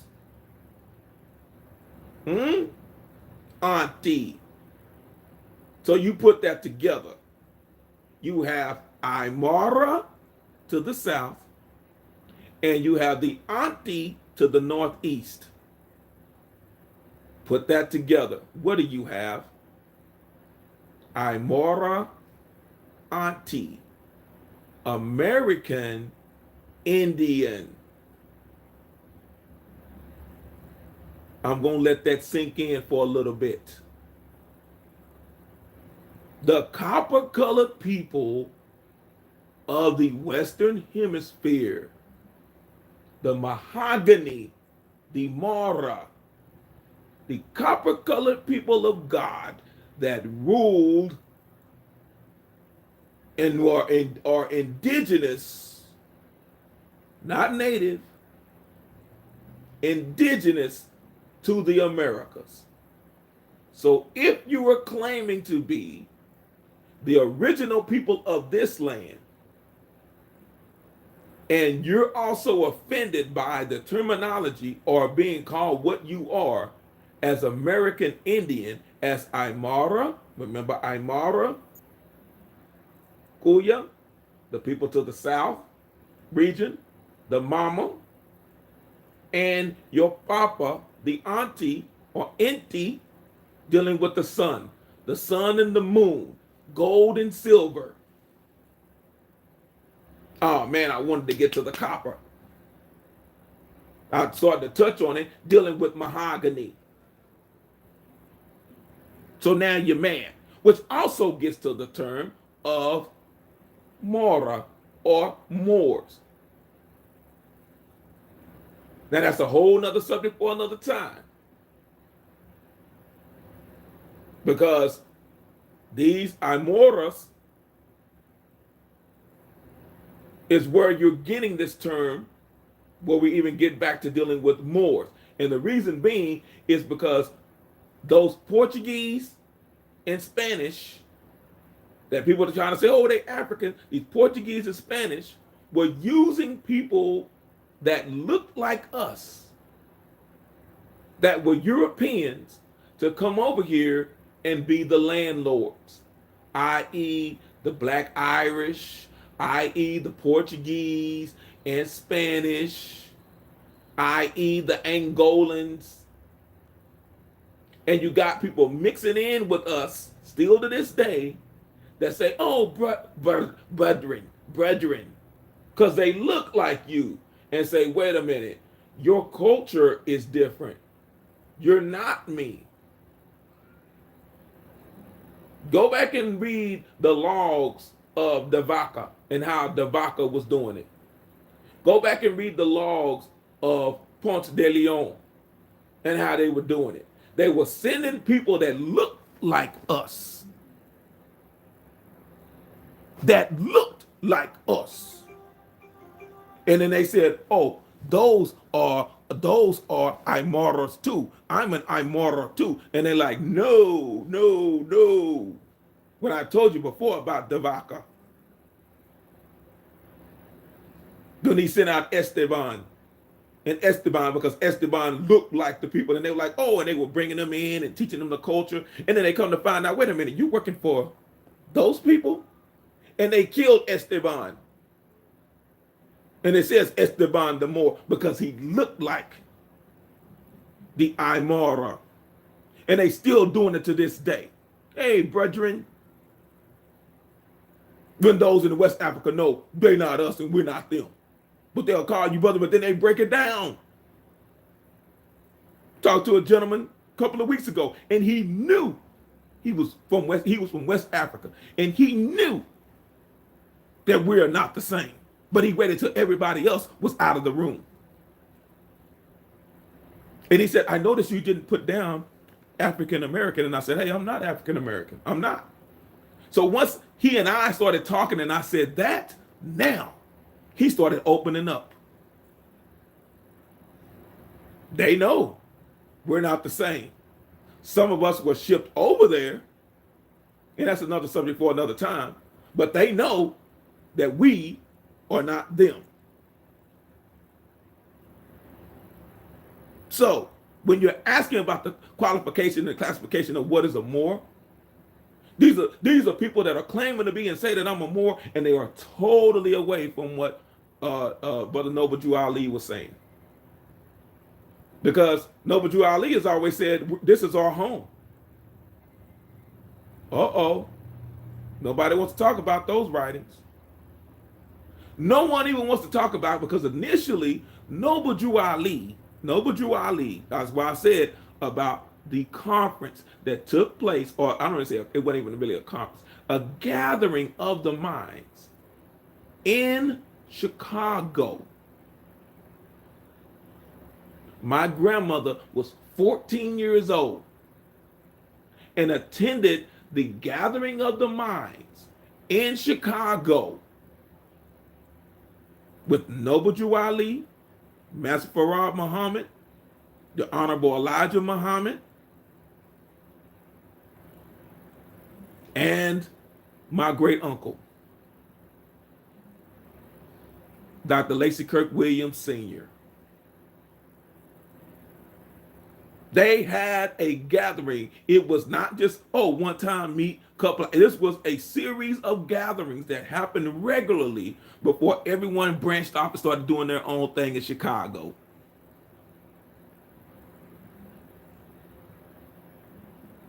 And Master Farad Muhammad, after being here and teaching at this collection of people, went down into Mexico, what we know as Mexico, Mesoamerica, the Yucatan, and into South America. So you don't read about those writings. And started writing back and saying, you are the original people of this land. Shout out to Dr. Ali Muhammad. He was breaking it down yesterday. That's why I didn't go live. He was breaking it down yesterday. That's why he started shifting. Been following him for almost 20 years. He started shifting and said, wait a minute. We're of this land. Why? Because when he stumbled upon, well, I don't say stumbled upon, when he came across Master Farad Muhammad's writings about what was going on in Mesoamerica, what he was discovering in Mesoamerica, he said, wait a minute, we're home. And guess what he did? Dr. Ali Muhammad, he didn't fly to Europe. He didn't go to Africa. You know where he went? He went to Mexico. And he started discovering, wait a minute, everything that Master Farad Muhammad was writing about what was happening with the people, the indigenous people, what the Indios of Mexico were telling him, oh my goodness, it's matching up today. So then he got blocked out of the so-called conscious community.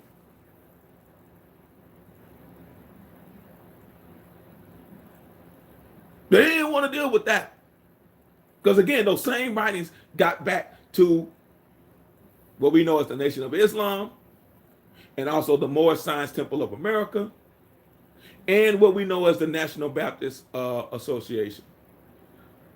Because they all gathered in Chicago, and he was making sure that his writings were getting back to those different groups of people. Because again, they were all one group, because there was no issue on whether you were a Christian or a Muslim or a Hebrew. It didn't matter. It didn't matter at all. So then you had people later on, the next group, that wanted to prove that they were better than, that started all of this division. But you'll go back and you'll find out those Moors, those ones they call them the Moors, were those Portuguese and Spanish and Italians, all those over there. And I already broke down dealing with all of that. And we can talk about Swarty Pete and that. I've already talked about him before. We can get back to that at another time. But these are the ones that have been over there, and they were sending them over here because they look like us. Because you put your guard down and you're more apt to take in when someone that looks like you, you're quick to adopt them into the fold because they look like you. And then by the time you find out they're not you and they're not for you, it's too late. Anybody want to ask the Black Lives Matter movement and go to their website and find out who took over? What's going on? Anybody want to find out what happened to the Indian community, who came in and took over it, and now they're admitting they're not American Indians? They were Pan-Africanists from the jump. And when they came in talking reckless to me, I told them, I said, I know where you come. I know where you come from. Why? Because I've been around long enough to see it. And I've seen you using your Pan-African name. Now, all of a sudden now, you American Indian. Because that's the way you can get your come up. That's the way you can monetize and monopolize a group of people. And those that know the truth get blocked. But au contraire, mon frere, the finisher is coming in the lane and he's not paying a toll. So you're either going to clear the lane or get dunked on. Take your pick. Because playtime is over. And as Brother Kerry Bay put in the chat, no one wants to talk about Bonaparte. Because when you talk about that, like I said, you go down to Mesoamerica and you tell them who you are. Use the code of Mateo. Go down there and tell them who you are, and let them know you're not a gringo. You're an American Indian. You're Indios. And you're coming to find out who your people are. And you want to learn more about the mother culture. And they'll say, what? Wait a minute. Let's talk. Remember I told you about having that strong drink? Get a Dawn, Find out who the Don is. They'll usually send their nephew or their son out to talk to you first to feel you out, to see if you're serious. Then after that, they'll go get their papa. And papa may not speak English. And the son or the nephew is usually the interpreter. And he'll start breaking it down and tell you, you are of the mother culture. Everything we learn from you. We're just a civilization that's on top of a civilization, that's on top of a civilization, that's on top of a civilization, that's on top of another civilization. But they don't want to have that discussion. And when I say they, I mean those that are telling you, I'm not American Indian. Fine, you let me know who you are. Again, that lets me know you're a foreigner or a native. You're born in this land, but your folks weren't. That's why you have dudes want to kill granny and tell you that mama lied to you, grandma lied to you, your pappy lied to you, your great uncle lied to you, your auntie lied to you. Everybody's lying to you. Don't nobody know anything. Then they have the nerve to go and say, oh, well, this dude is talking about this and not understanding. Again, don't ever want to mention the Popol Vuh. Popol Vuh is way older than the Bible. And you'll find out the things that are in the Bible or in the Popol Vuh. But how could that be? Because did the people of the Bible have a time machine like we have now? Huh? And went back to the past and wrote about stuff and said, oh, we had it first. And then what's even older than that is the Chilum Balaam. Oh, man. Chilum Balaam is going to kill him. So, if you're looking at it,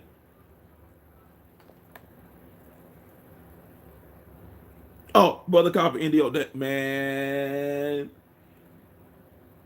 In the words of Kevin Hart, he wasn't ready. No, he wasn't ready. Because if your granny didn't say, hey, we're Indian, oh, or we have Indian in us. So when the phrase of we have Indian in us implies what? You're Indian. Because if something is in you, you're that. But he wasn't ready.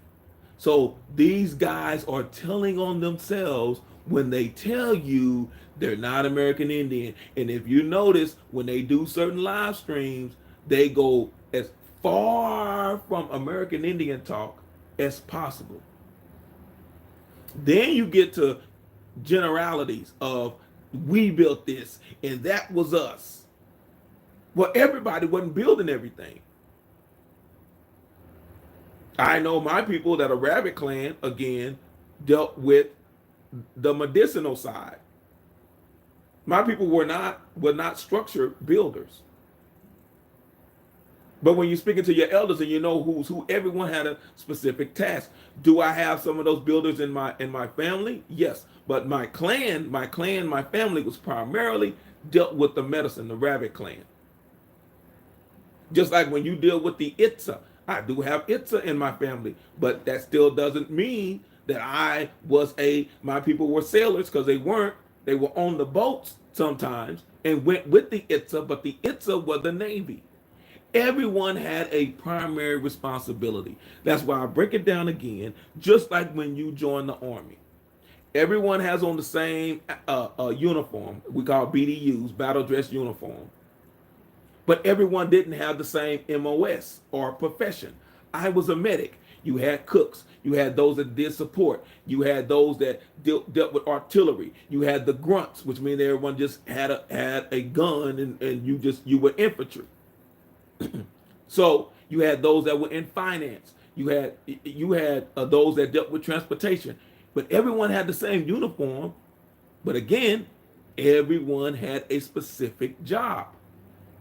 What was your MOS? What was your profession? And it used to be, and we don't do that so much anymore, but it used to be if your pappy was a blacksmith, it's because your grandpappy and his pappy was a blacksmith. If someone dealt and they dealt with growing crops, then chances are the one that was before them, one that deals with medicinal remedies and cures. Like I said, my people dealt with medicinal side, getting back to the black drink. I could break all of that stuff down because someone before me was doing it, someone before them was doing it, and before and before and before. Someone was in charge of being the record keepers. Their people were the record keepers. Now, because we live in this, again, instant oatmeal, instant credit, everything else instant society, as I mentioned earlier, we don't really do that anymore. We shy away from, oh, my dad was a mechanic, so let me get away from that. And now I'm not saying there's anything wrong with that. Please don't get me wrong. What I'm saying is that there needs to be the family culture and traditions that keep going. If your father was a carpenter, you may not be a carpenter, but let your sons, let your daughters spend time with their pawpaw to learn carpentry, because everything you can get in the schools, because now they've taken the trades out of school. I remember we had wood trades, we had auto trades, we had building trades, we had all these different trades in the school, and now they say, oh, due to liability, we're taking them out. So these are things about dealing with survival tactics, of knowing at least how to build your own shelter, how to deal with the infrastructure of the waterways. Again, where I grew up, there was one man, one American Indian, that knew where all the water lines was. Couldn't read or write, but he helped lay the water lines for what we call the historical part of the town. No one bothered to write them down. So when he passed away, every time they kept trying to build new stuff, bam, they hit a water line. Water got everywhere. Everybody's water's out in the whole town. He knew. And he kept trying to tell them, like I say, couldn't read or write. Couldn't read anything past his name, being a signature on what he needed to sign. They didn't take heed. So when he transitioned, all that wisdom went with him. I know I've gone on too long, but I wanted to share. Oh man, I didn't realize I had gone on for almost 2.5 hours. But I wanted to share and break down dealing with who the people were. Who are the American Indians? Who are the Auntie? Who are the Aymara? Or the mahogany people, the copper-colored people, or the Moors of this land? Not those Portuguese that came over on ships. And why you'll find so many pockets of Matamoros around here, Moor killers, which breaking it down really is saying American Indian killers in the Americas. They got people that look like us to infiltrate us and feed us a bill of goods that weren't true. The Black Irish just wasn't called the Black Irish because, oh, that's just a funny name to go with. These were literally dark-skinned, swarthy, tawny people of Europe.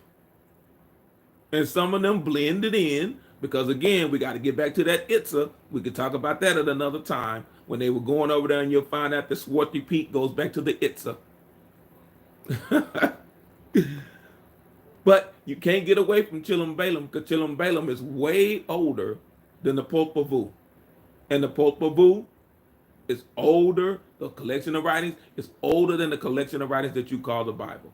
I said it before and I say it again. All of a sudden we have a new version of, we had this Protestant collection of books called the Bible.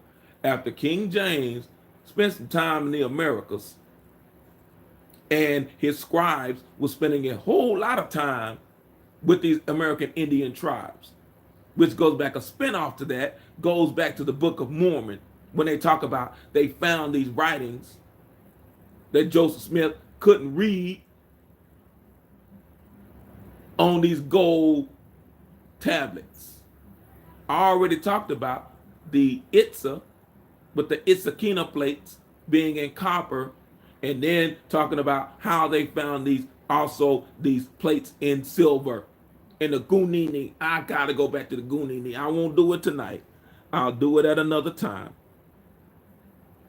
But to go back to the Gunini and who are these people? Find out why you do what you do. And make sure you play the radio version. Here's a test. Play the radio version of any Uncle Luke and the Two Live Crew. Play the clean version. Or just get the instrumental. And watch your babies. And I'm talking about babies that can barely walk in diapers. Watch them start breaking it down. Something about that beat. And even when you go to Mesoamerica, you go down to the Yucatan, you get down into Ecuador and Honduras, and they start telling you about the rhythm, the people of the beat. Go back and look at the songs of the land, and they always try to throw in something African. And then you come to find out, wait a minute, Africans wasn't moving like that. Their rhythm is not like that. The rhythm is not like that.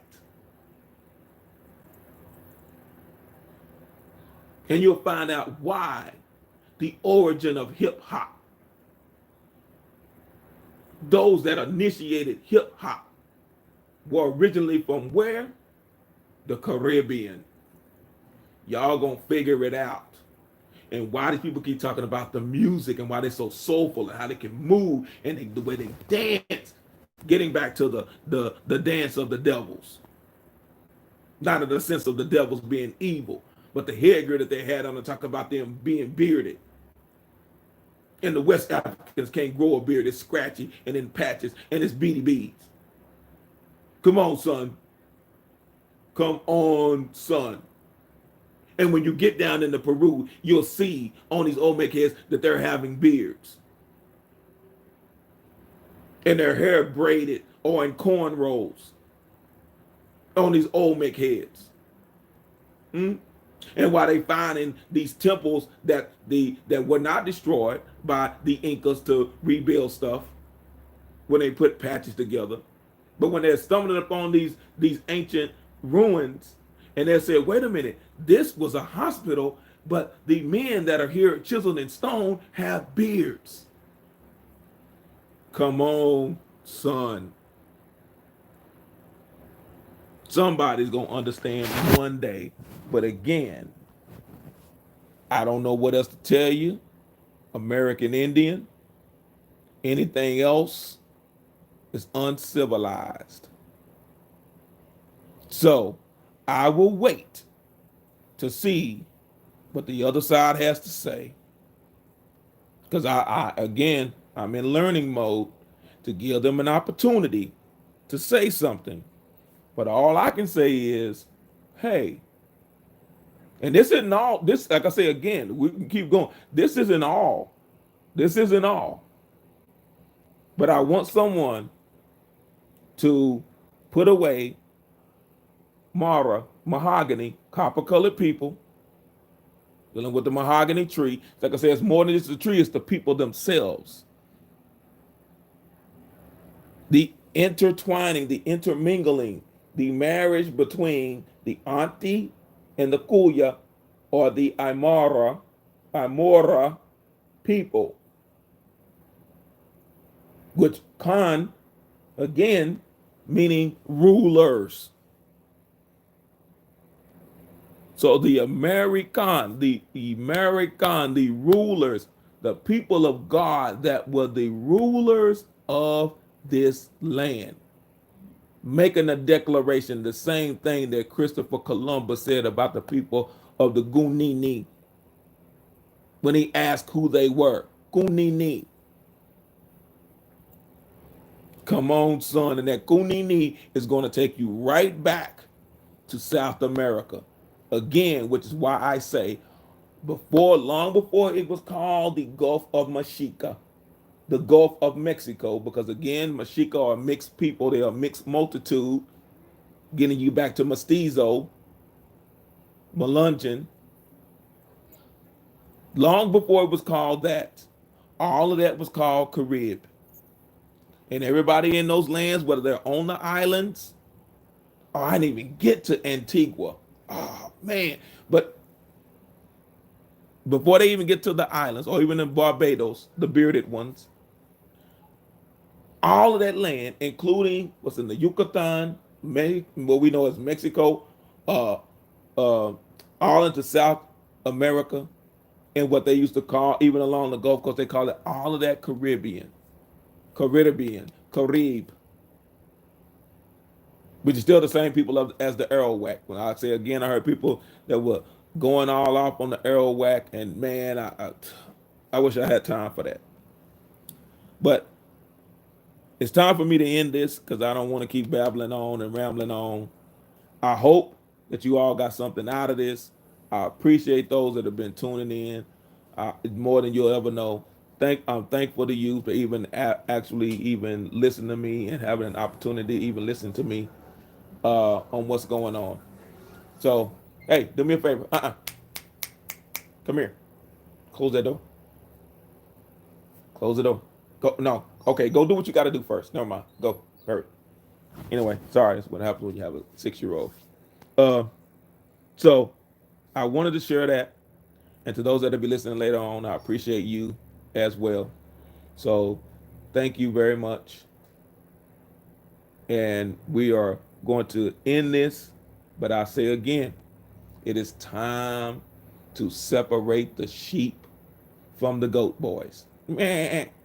So if you're into that, because again, goats will gnaw on and chew up everything from grass to metal to your eyebrows, your clothes. It doesn't matter.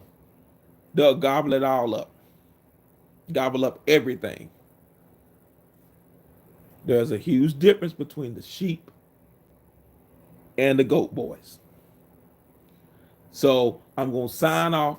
I may come back and do something a little bit tomorrow.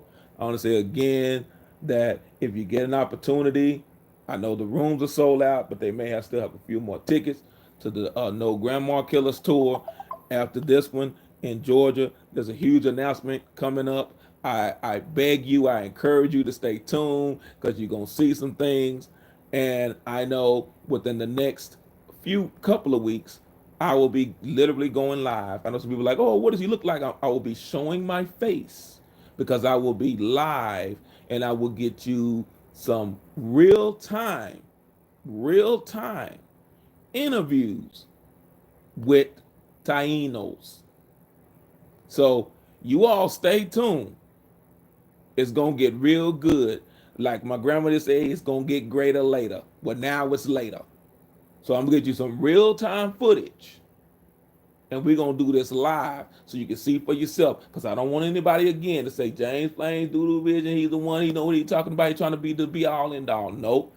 I just sat down and I listened to the elders and the wise ones and said, you know what? I need to start paying even more attention. This was me as a kid, paying more attention to what they were saying.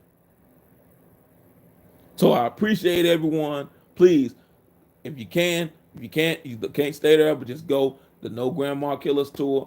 Also, again, I say this again, and I told Brother Bones this, I said, you never have to go live again with the Cobb Grand Rising show. Never. All you have to do is just hit replay from all of those live streams that we've done. You don't even have to do any live streams from 2000. Just from 2019. That's it. You don't have to do any live streams, from 2020. Just do 2019 and just keep hitting play. Just keep hitting play.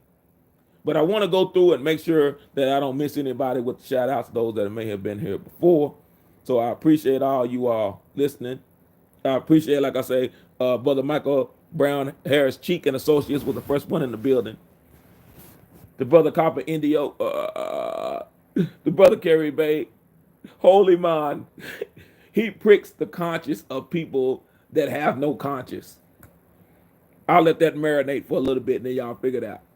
Shout out to Joe, all the things your man won't do. Monty Jack, Monterey Jack. I want some Monterey Jack cheeseburger from Jack in the Box. Sister Pamela Hall passed. Indigo Arts and Media. I want to make sure I don't miss anyone. EJ Copper, Tony is done it again. Oh, man. Brother Mike Easton, I apologize, I missed you, the former quarterback of New England Patriots. My main man, Macadon won. I want to make sure I'm not missing anybody. If I have, like I say, charge it to my head and not my heart. Oh, man, how could I forget? The feminine principle of Jesus the Cristo, known better as Jesus the Christ, baby Jesus, in the manger, Sister Gabrielle Union. Y'all give it up. Give it up for Sister Gabrielle Union. Oh, man. Okay, help myself. And I can say this. Brother No Sellout, man, in case y'all didn't know, like I said, that's why I had to save him for last, because he's been putting me on assignment. Man, I'm getting worn out. And like Brother Kerry Bay says, someone's going to have to clone me.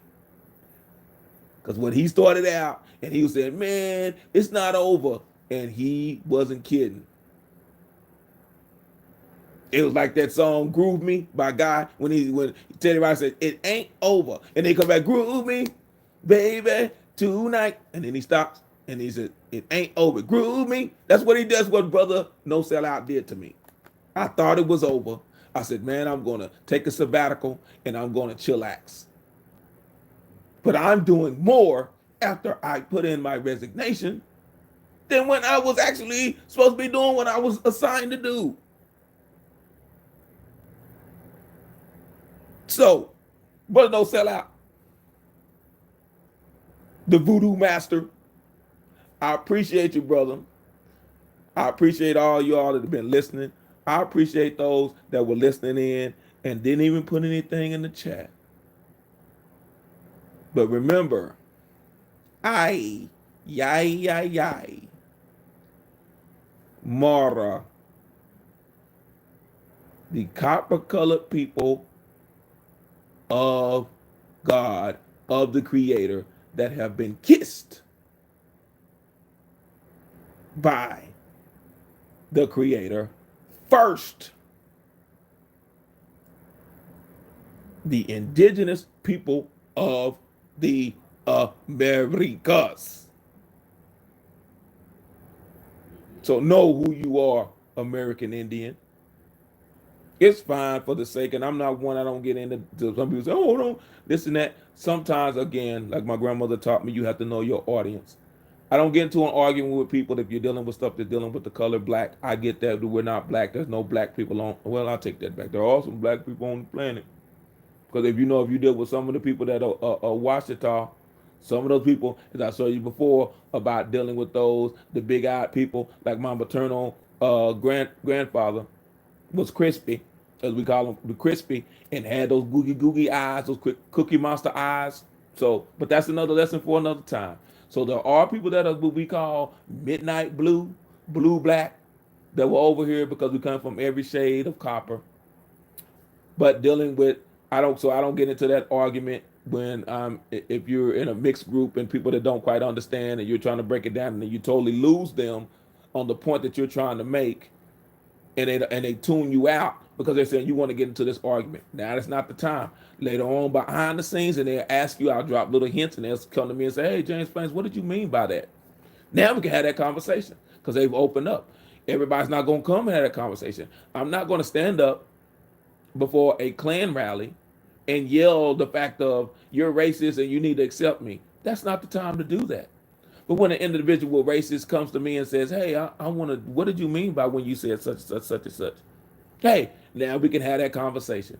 Now they're opened up, and you can actually have a healthy dialogue. So I don't get into all the different groups, but I do say when people tell me I'm not American Indian, and when you ask them in a format, hey, because these are people quickly ask, what's your nationality? And then when you ask them, are you an American? No, brother, I'm whatever to whoever and what. We're not that. You stupid. Y'all's the dumbest thing I've ever heard from you, James Plain. Dumbest thing ever in life. What you talking about? But none of them want to have this discussion about Indian, auntie. That's why I'm here now. Because they didn't want to have this discussion. They didn't want to have the debates. They didn't want to have a healthy dialogue. And you have to ask yourself, why don't they? And with that, I yield this cotton picking mic. Take care of yourself and each other.